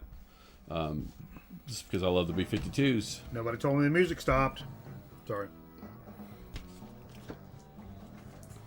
Now, I was going to try to tell you some more information about these next two because I looked them up and I listened to them, and what I liked, so that's why I decided to tell them to hold these. The first one's called Funky Nassau. Still a Hippo, right? Yeah. I'm going to show that. Don't show my download code there. Oh. Too late. Folks, think act it's- now. No COD. I think it's sorry. called The End is the Beginning or something like that. Nassau's in the island? So we're talking like, this is like, yeah, Bahamas, but it's funky as all get out. Wow. That's kick-ass. You know, I was just, I've been on that kick lately about telling you about folks, don't sleep on those international records. You'll find some funky-ass shit in that stuff, man. Yeah. There's some information in here, but I'm not going to read it. Rock Lobster! The next one is, first of all, I was grabbed by the fact that By a gentleman. Downstairs. the name of the band is Gators, but it's not spelled properly. Okay. Fair enough. It says the Gators featuring Willie G. Whoa. And this is really good. It's called Wasted. That looks awesome, dude. It's jazzy, but yet funky, so it's kind of like that. It looks Yeah. awesome. Right. Booger Man, number 1. Number 2 is called Cold Bear. Booger Man. Yeah, it's right in our wheelhouse. That's awesome. Man. So you just took a stab on these. You just knew they kind of looked like our Steve. I think I listened to a little bit. Oh, Eric said he's already got your download code. Thanks. Thanks, man. And this is the one I went to pick up. This is Nil Recurring, which is Porcupine Tree. It's not a full album. There's a single release by him today. Hold on. Yeah, I listened to it. But this was like some improv stuff they had done while recording, I want to say In Absentia, during that period. And I think the thing that really sold me on it was Robert Fripp plays guitar on kick ass. one of the tracks, one or two of the tracks, I think. And so I was like, yeah, I'm going to buy that. That's pretty awesome, man. So like, I mean, is it's it- 4 tracks, they're like 6, 7, 8 minutes. Is it apiece. Vic Morrow, Norman Fell awesome? I don't know about that, but pretty badass. Yeah. It's a great album. Were you familiar with this before you bought I it? was. Okay. I have it on my iPod. Cool. So those were my digs. Well, I actually went up to King Records, so what you can see on the front of the set here. Got some King. Is literally, that's my drunk record walk from. It's not even a mile from the studio here, and go there from time to time. And he was so nice to even give me not only some more stickers, but I got a nice. Apparently, gave these out on. Wrong side.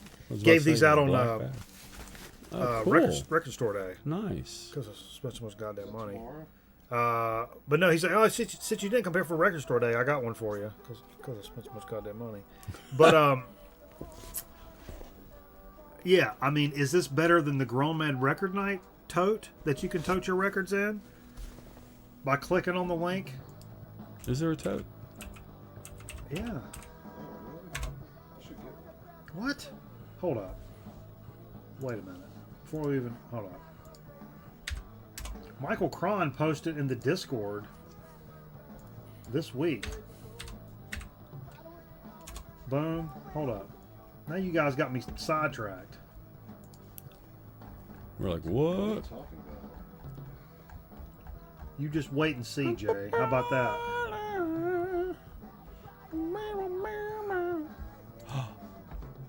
What? Yeah. Kitty. See there? He had picked up a new record and he said it goes right into his Grown Man Record Night tote. Hey, that's See there? cool. Yeah. Do we have hoodies on? I didn't know we had. We got tote. hoodies, we got t-shirts, we got coffee cups. Actually, if you look, a little right down below this. Also from Michael Cron, boom, little Grown Man Record Night coffee cup action. Maybe I should get me a hoodie. You should get all of it. But anyway, picked up the tote with some records today. Pretty excited about it. Here we go. Let's see which one I want to do. You gonna do them all? Yes, I only got 3. This is I'm kind of conflicted about this. I'm going to be honest. This is a very, very important musical performance for me. It's the first time in my life that I really look. I knew Nirvana from "Smells Like Teen Spirit" on the radio, right? And I was like a sophomore in high school on New Year's Eve, right? And this show came on interspliced with the Breeders and Insane in the Membrane, Cypress Hill. And I was like, oh, that's cool, I'll watch that. And fell in absolute love with Nirvana and Kurt Cobain from this very performance. This is where my obsession with Nirvana and Kurt Cobain came from. Now I realized kind of after the fact that Live and Loud, or Loud and Live, Loud and Live, Live and Loud, Live and Loud, Live and Loud. that came out, an official release that had the full show, and like, but anyway, this is the boot. This is that show at Pier, whatever it's called, Pier 48 in Seattle, December 13th, 93. Huh. You Uh, heard it yet? Huh? You heard it? No. Just got it a few hours ago.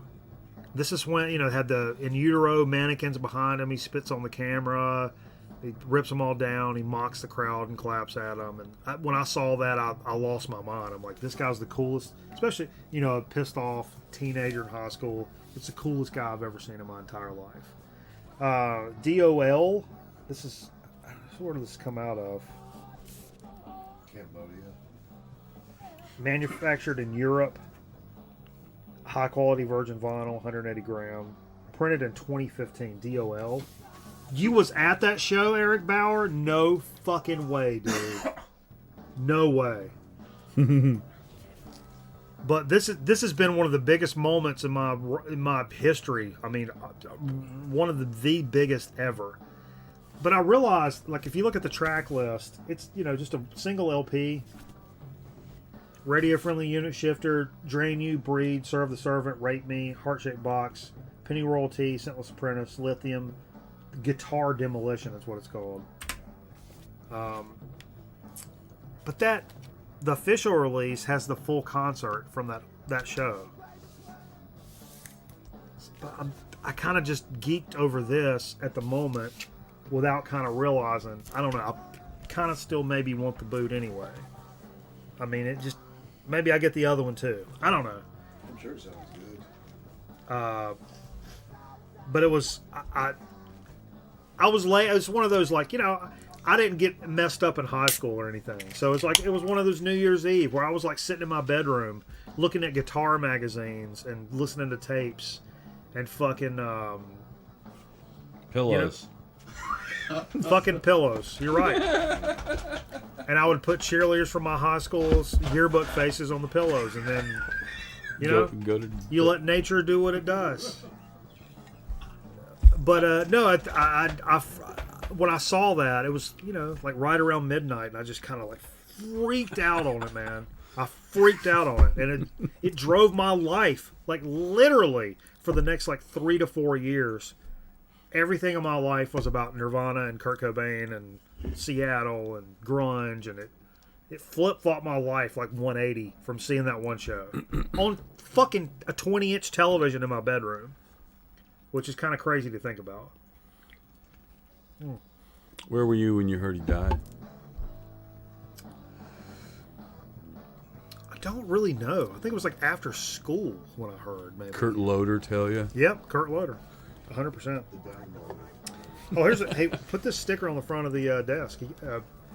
Dude from King Records gave me a free sticker. I don't know what this is, but pretty kick ass. It's all in front of the desk. This is something I actually reached out to Metal Theologian about. I put this back. I picked this up and put this back 3 different times in the store, but I knew it was something that was a little something to it. This band called Vectum. Vectum, Rules of Mystery, 1986. On what's it called? Vinyl. It's German. Vinyl record. Oh, I said vinyl record. That should get the YouTube algorithm. I know how everybody loves to put vinyl record in their description, right, Metal Theologian? But this is on Scratch Core Records. So these guys are like thrash metal, speed metal, and not super highly thought of, but still collectible as shit. This was a pretty fair price. It wasn't cheap, but it was a fair price. And I'm always jealous of you like 80s metal collectors because I don't know shit about it. Like the stuff that's like kind of weird and out there, and you know, I just know kind of the down the middle stuff, and I'm always trying to learn and figure shit out. But that, you know, learn and figure shit out is, to me, is different than like, oh, I can go on this crazy European website and order these reissues and get them, which is awesome because I love the records that I find out. But to be able to find something, and I kind of, you know, I guess maybe the next step is I'll like see this and know, dude, you got to fucking buy this. Me, I was like, do I need to buy this for this kind of price? So I sent Metal Theologian a message, and he was like, oh, yeah. It's like, yeah, it's not the best thing ever, but, oh, yeah, dude, buy that. Buy that. And I didn't realize at the time, but people was like, a lot of people were turned off because of the sort of KKK-looking robe the guy's wearing. It's black, though, so I didn't really think about that, but I guess it kind of is weird. But it's an original press. The first press, original press, German press. And I listened to some of it, and I dig it, man. I kind of dig this record. And I was... Vectum damn near killed him. But it was cool, and I'm kind of stoked to pick something up like this. This is something I've hyped for several months, and I finally ran into it locally, and I was super stoked.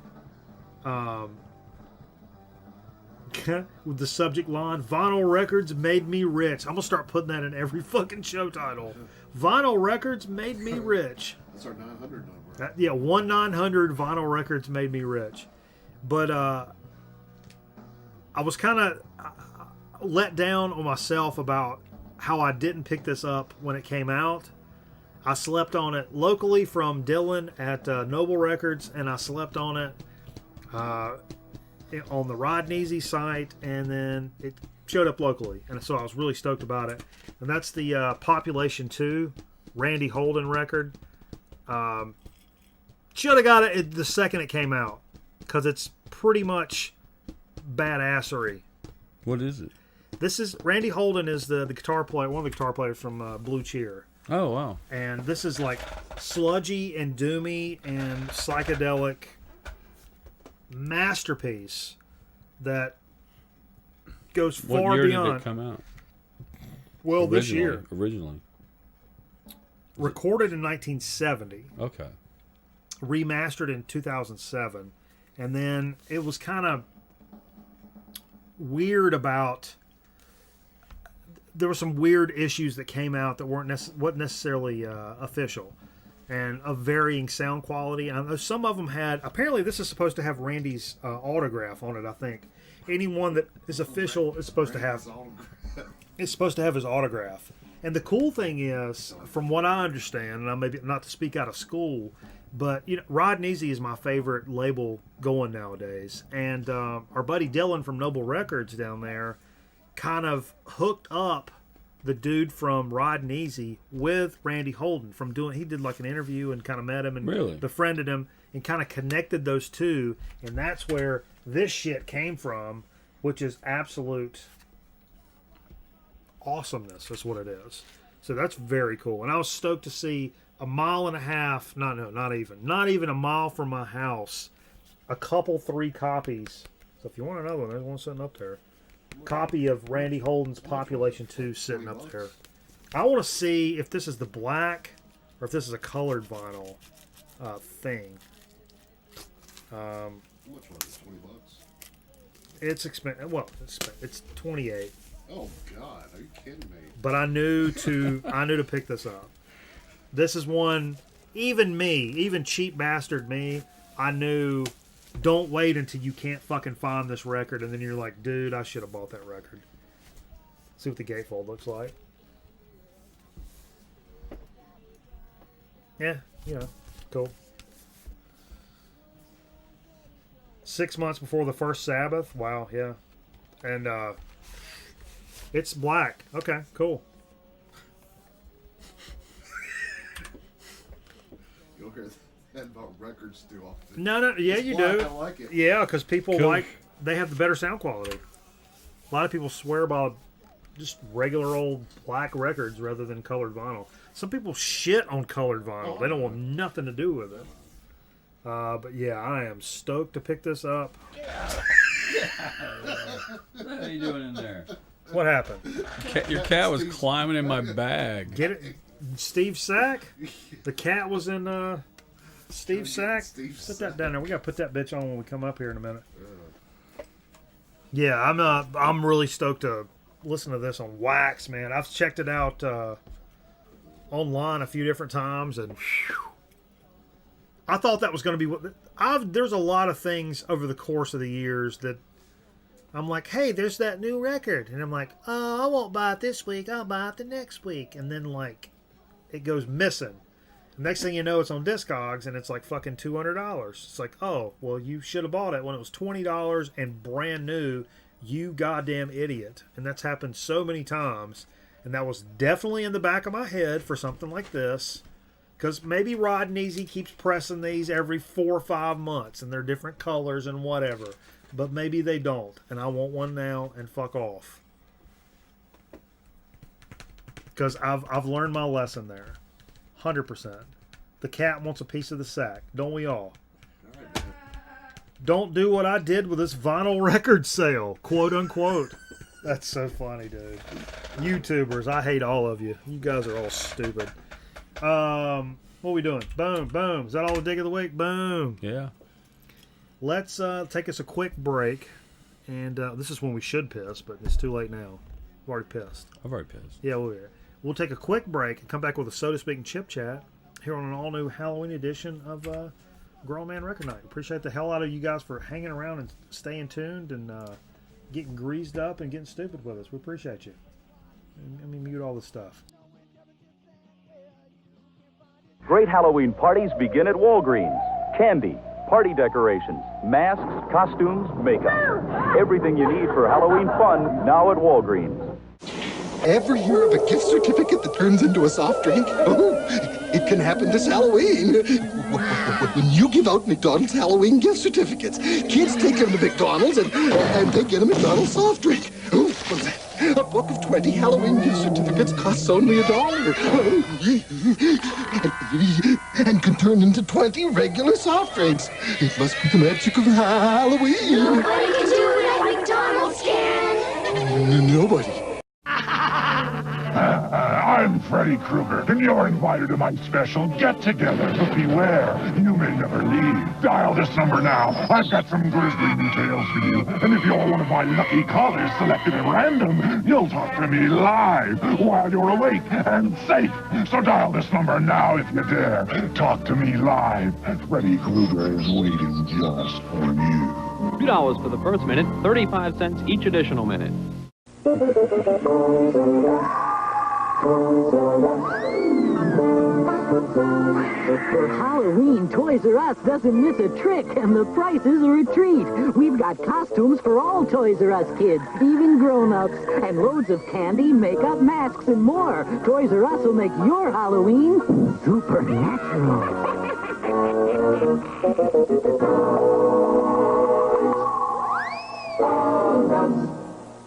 This morning, Billy looked like any other boy, but as the moon rose, he turned into a werewolf.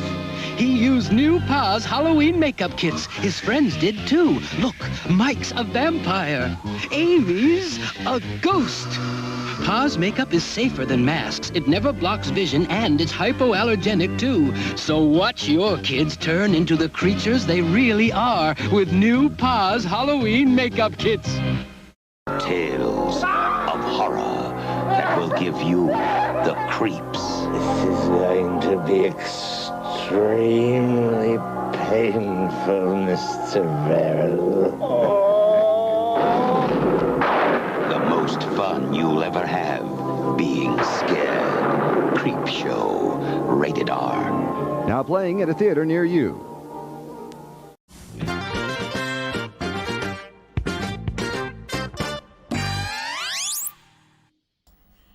Standing by. Stand by to stand by and stand by. We're back. We're back. Hey, thank you folks for sticking with us here on Grown Man Record Night. You could do anything at 2:03 on Saturday morning on Halloween. Actually, this is how Happy Halloween. We're actually in Halloween. We are. You watch any scary movies? No. Well, what are you doing? You said you're doing Bonfire tomorrow. Y'all ain't watching no blood and guts, nothing tomorrow? Probably not. Let's do some blood and guts. Oh, I like that kind of stuff. My family's not into scary movies. What about ones where a lot of people die at one time? That's not scary. It's, it's life. All right. Boom. I'll probably watch some Lovecraft Country. I've been into that lately. What the hell is that? It's on HBO. Like H.P. Lovecraft? Yeah. Really? It's not Lovecraft. It's kind of in the I watched in the realm of Lovecraft. I watched Reanimator yesterday. That's a Lovecraft story. Yeah. Yeah. Most Lovecraft stories that have been turned into films aren't really great films. No, Sean. We let off the show with a little Mitchum. Because how I got the OG Mitchum product. Especially when it gets late into the show and you don't think you can finish out, or there's doubt in your mind that I'm not going to be able to finish out this show without showing through my shirt. No doubt with the 48-hour protection of Mitchum will always get you through those moments. Sure.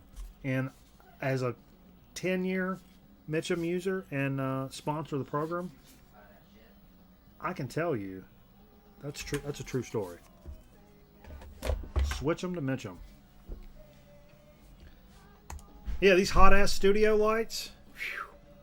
Luckily I'm wearing a black shirt tonight. But otherwise, I would smell like that water at the bottom of the dumpster. And it smells like a fucking fresh spring rain right now. Are you live? On what? Periscope? What? That's a thing, right? Are you live? Oh, dude. Eric, we're watching, I've already got it planned, Texas Chainsaw Massacre 2. I'm watching Texas Chainsaw Massacre 2 tomorrow. Plus my favorite horror movie of all time, 2000 Maniacs, the original, tomorrow. If nothing else, those two movies tomorrow. Played some clips from 2000 Maniacs tonight, and that movie still freaks me out. I don't think I've seen it. I'm a big Natalie. I'll send you a link. There's a place on the web you can watch it. Not Nefarious. I actually have it downloaded. I can put it on a drive. I always liked Natalie Merchant, though. Natalie Merchant? Jay's talking crazy. All right. Let's talk about a little So to Speak. Which I didn't have anything for So to Speak. I looked today and I couldn't find anything worth a shit where I was at. I was in a decent spot. I actually went to I was in Greensboro last week. Okay. Picked up some records. I ran, since I was at Hippo, it's not far from Best Way Grocery, as you know. Yeah, right. So I went over to Best Way, which has the best beer selection in the area, as well as they have some craft sodas. And I picked up a few. I didn't go too crazy because I was like, you know what, I got to quit doing this. But I picked up a soda from Asheville. We've done some Asheville sodas. We have. Devil's Foot. We did want something from Devil's Foot. We did a lemonade. Did we do this? No. Pink Robots Sparkling Strawberry Lemonade. Okay. Show that. It's kind of a cool label. We did one that looked and sounded so good and tasted like ass garbage. You remember that? This one might taste like ass garbage. It may have been from this brewery, but it wasn't a strawberry thing. It didn't have any sugar in it. It was just like it was a weird. Well, this one's not the sweetest. Okay. Have you had it before? No. Okay. I was looking at the label and it said, it's got only like Pink Robots, sparkling, not a shit ton of calories, so yeah. I love that. We're gonna suffer because of that. Devil's Foot. Pretty cool. It says. Shane's been drinking a lot of root beers. He's been posting them on Filtered Discord. water, organic lemon juice, organic cane sugar, regional honey, and local strawberries. It's like a farm to table in a can. It comes with a free selection of. I'm sorry. Mystic Pussy. I was going to say it, but there it is. That's a Man Cave of Doom reference. Mystic Pussy. It's a chromium dioxide reference, is what that is. It's not bad. It's not overly anything. I mean, it's lemony. Okay. I like the smell. Is that anything like a moose knuckle? It's something like a moose knuckle. Oh, gosh. It's pretty good. It is kind of good. That's funny. I'll tell you what I'd like a little bit to add to this. Vodka? Well, yeah, vodka would be great. A little salted rim. Okay. Salted rim to this lemon would be great. You taste the strawberry? Slightly. Very slight. Ever so slight. Yeah. Not bad. But it's not a overly like syrupy syrup like soda. It's more like you're drinking those seltzers, Kind of has that seltzery feel. Please salt my rim. But it's it's seltzery, but in that soda realm. I love a soda that's that chat that understands that less is sometimes more. Right. Just like with anything, like with potato chips. A nice, clean ingredient list can sometimes be the best move. And something with like a lemonade, I don't want to see 49 ingredients with a lemonade. Now, if it's like Southern barbecue, hot dog flavored chili chips, I expect to see an ingredient list. You know what I mean? Lemonade, I want it to be pretty basic. And this is kind of light and crisp and basic with like natural, regional, organic ingredients, whatever. But I really appreciate that. And that they could have went way far with this. Yeah. Sarsaparilla, strawberry, blah, blah, blah, organic. Rosemary. But it has those things, but it's very low key. Jay, you want to try it? I definitely appreciate that. It's good stuff. Good stuff. But I would when I learned like the traditional, I don't think somebody can correct me that's actually been down there, but in Mexico, real Mexicans don't Oh yeah, it's like a seltzer. drop limes down in their Coronas. That's lime and Corona is not really a real Mexican thing, but one thing that really is. Well, they don't probably drink a lot of Corona. It's Tecate. Yeah. Tecate in the can, salted, with a lime, and you drop the lime around the top. You rub the lime around the top, and you put salt around the rim in a can. And once I tried that, I was like, holy shit. If you're going to do like a taco night, skip the Coronas. Get some Tecates in a can, do some lime and salt on the rim. That's your drink right there. That's the real deal. But that kind of reminds me of that, especially with a little salt around that rim. I'm going to have to go get some salt. For my occupation on my profile, I'll put manager of cancer. In the can. Manager of cancer? What did you say you put on a disc? On your LinkedIn earlier? We were talking about something. Oh, I give lessons? Yeah. Jay said he was going to put I give lessons on his LinkedIn. No further explanation needed. I give lessons. Give lessons. All right. This show, this show's not going anywhere. In a heartbeat. Let's see. NX834345VS60. Want to become famous? Buy followers, primes, views on bigfollows.com. I don't know if you've been paying attention, motherfucker. I'm already famous. So I think you just need to take your message and get the fuck on else. Get right on out of here. Sitting in your basement with your Cheeto stained fucking big ass belly hanging over your gut. Hanging down. Sorry. Alright. Jay said something derogatory about our viewers. Now, what are we going to get into with... Hey, see you, Sean. Thanks for dropping by, dude. We got a chip chat tonight. Jay actually brought something to... Cheetle. The program tonight. I want a brand new 7-Eleven. We got a brand new 7-Eleven? We got a brand new... 7-Eleven is not an establishment you see around here very often. They're not around here a lot. There was only one in Winston. Right. There's one in Kernersville. And now there's one in... Winston closed. Now there's one in Jamestown, which is like right between... more tirades, please? Oh, dude, don't get me started. I've got a graphic. Where's the graphic? If you ever see this graphic, go run your kids into the other room. You never want to see this graphic because I'm getting ready to land blast somebody. It's not tonight necessarily, unless something comes to mind. But anyway, but yeah, we don't have a lot of 7-Eleven, so I was really stoked to see Jamestown's between High Point and Greensboro, which is where we're over at here in the studio. And this is an actual 7-Eleven chip called Fiery Hot flavored potato chips. No trans fats, so we're good on that notion here. Oh, and I love, man, we're copywriters of sorts. We write copy. Sure. Wouldn't say we're copywriters of trade. Wouldn't say we are. But I've always thought writing descriptions on like products would be a pretty cool occupation.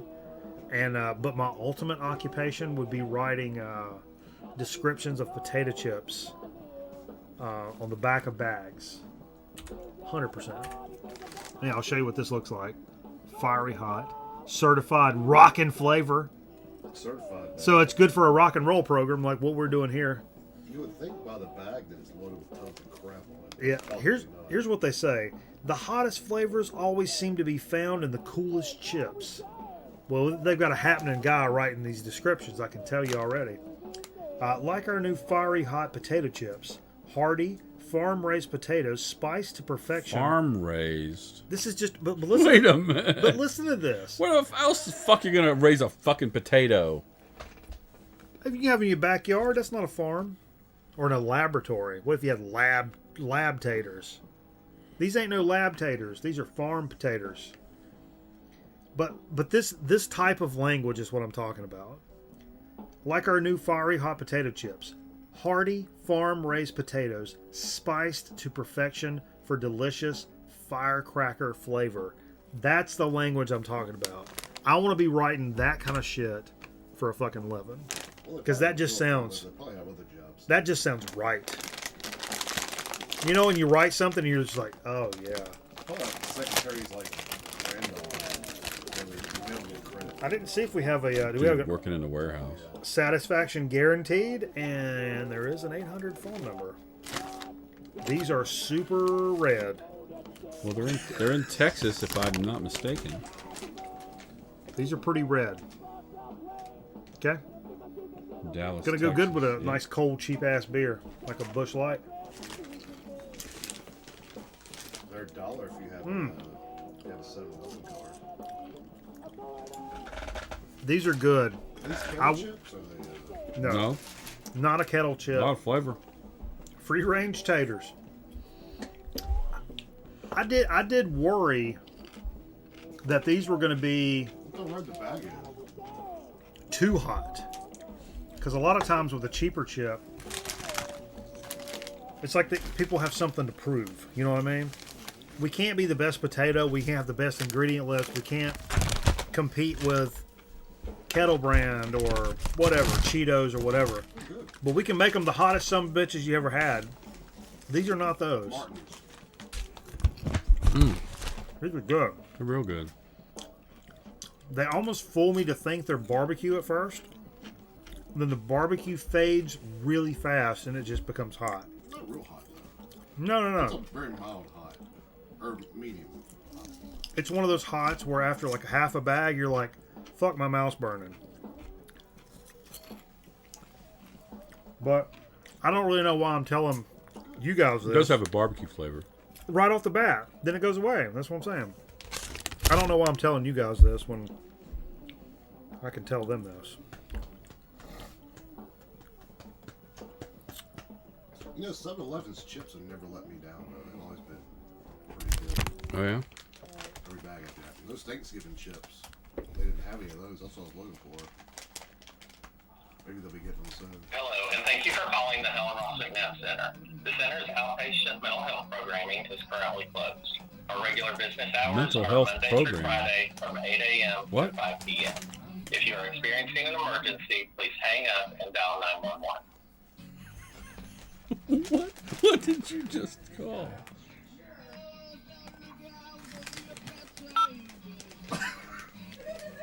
It ended the call. I was going to leave him a nice message. Thank you for doing what you're doing for mental health, and it's a very important job. We're trying to reach the 7-Eleven potato chip hotline, but however, give me that number again, Steve. Hold on. That turned south real fast. 1-800. Hang on. I don't have my glasses on. Haha. Are they with your cell phone? Is it 1-800 255 255 256. Jay? It's in that box. Look on the little white box down there.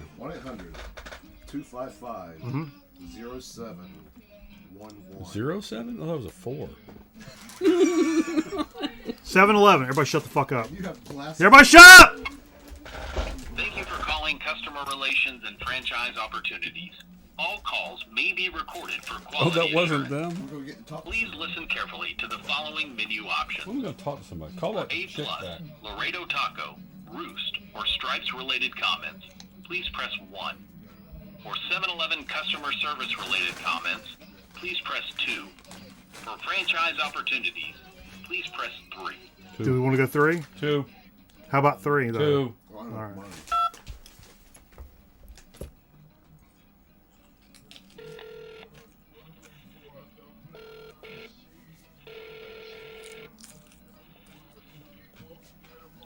Thank you for calling 7-Eleven Customer Relations. My name is Juan. What can I do for you?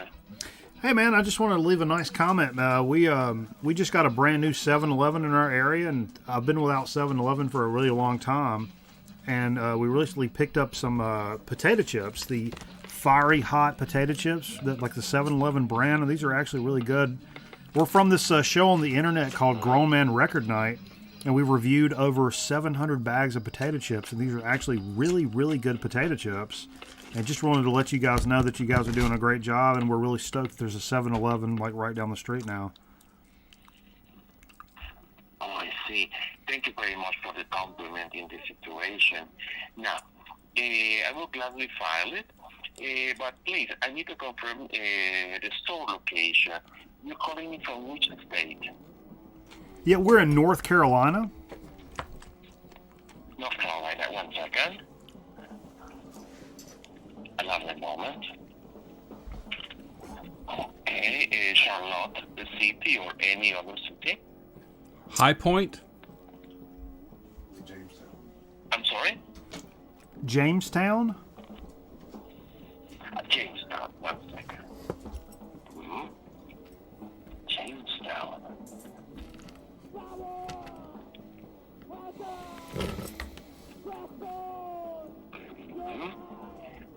No, I don't have that city in North Carolina. Do you have the street address or street name? Main Street. Main Street? It may be under High Point. Or Greensboro. Or Greensboro. Oh, I'm sorry, Greensboro Road. Greensboro Road. Main Street. Yes, I have... Hello? Hello? Yes, sir.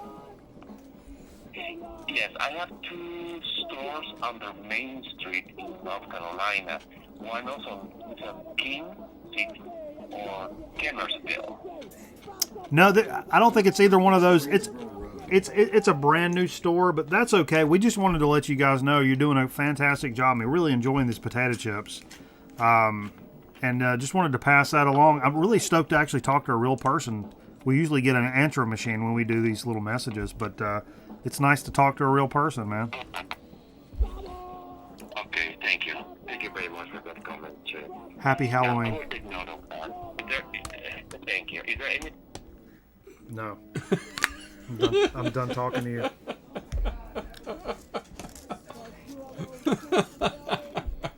Man, how come you didn't tell him it was Greensboro Road, man? Because I don't give a fuck it's Greensboro Road, Jay. Neither does he. He's in fucking Bombay. He don't care neither. I'm flip this table over. I swear to Christ. It's still early. What is this? 2:23? No, it's his job to mark. I'll burn this whole place. Mark where those came from, and now he's like, he's got a dilemma. He's gonna probably put Kernersville down. Yeah. Main Street. I don't know, Kernersville or that King City. I didn't say Bob's or Virgin, which is what I was gonna say. But Bob. No, we were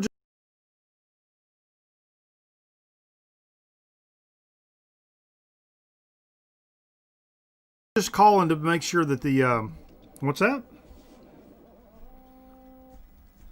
No. How big old boy are you anyway?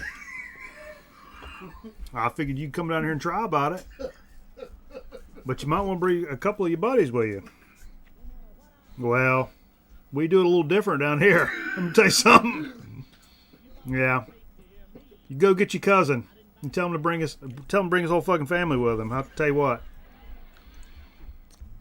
Well, how big is she then?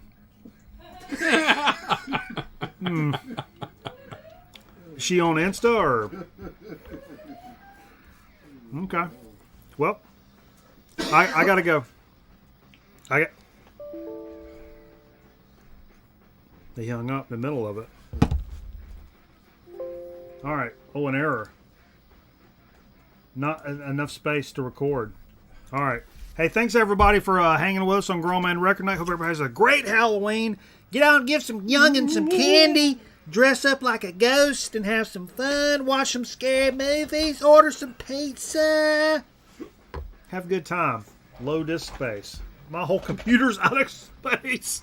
The computer's throwing up messages like this. I got a terabyte solid state drive, and the computer's like, dude, stop doing your show right now. So I got to listen to the computer and go over here and take care of this business. Roblox, man. Thank you so much for hanging out with us. Hope everybody has a great time. Go over to Twitch. Go over to Twitch. We're going to play some more record albums tonight, at least a couple more. That's where you can find us on Twitch. Please follow us over there. So, when we do our next movie night, man, we're going to be doing that and watching Card Sharks and fucking, what's the Alan Ludden? Password? Password Plus. Oh, Password. Password is. Man. You guys like Alan Ludden and his safari cut coats? Of course you do. You're goddamn Americans. We'll see you next time on Grown Man Record Night. I'm done talking. Everybody shut the fuck up. The password is Menorrhagia. It's time for alphabetics.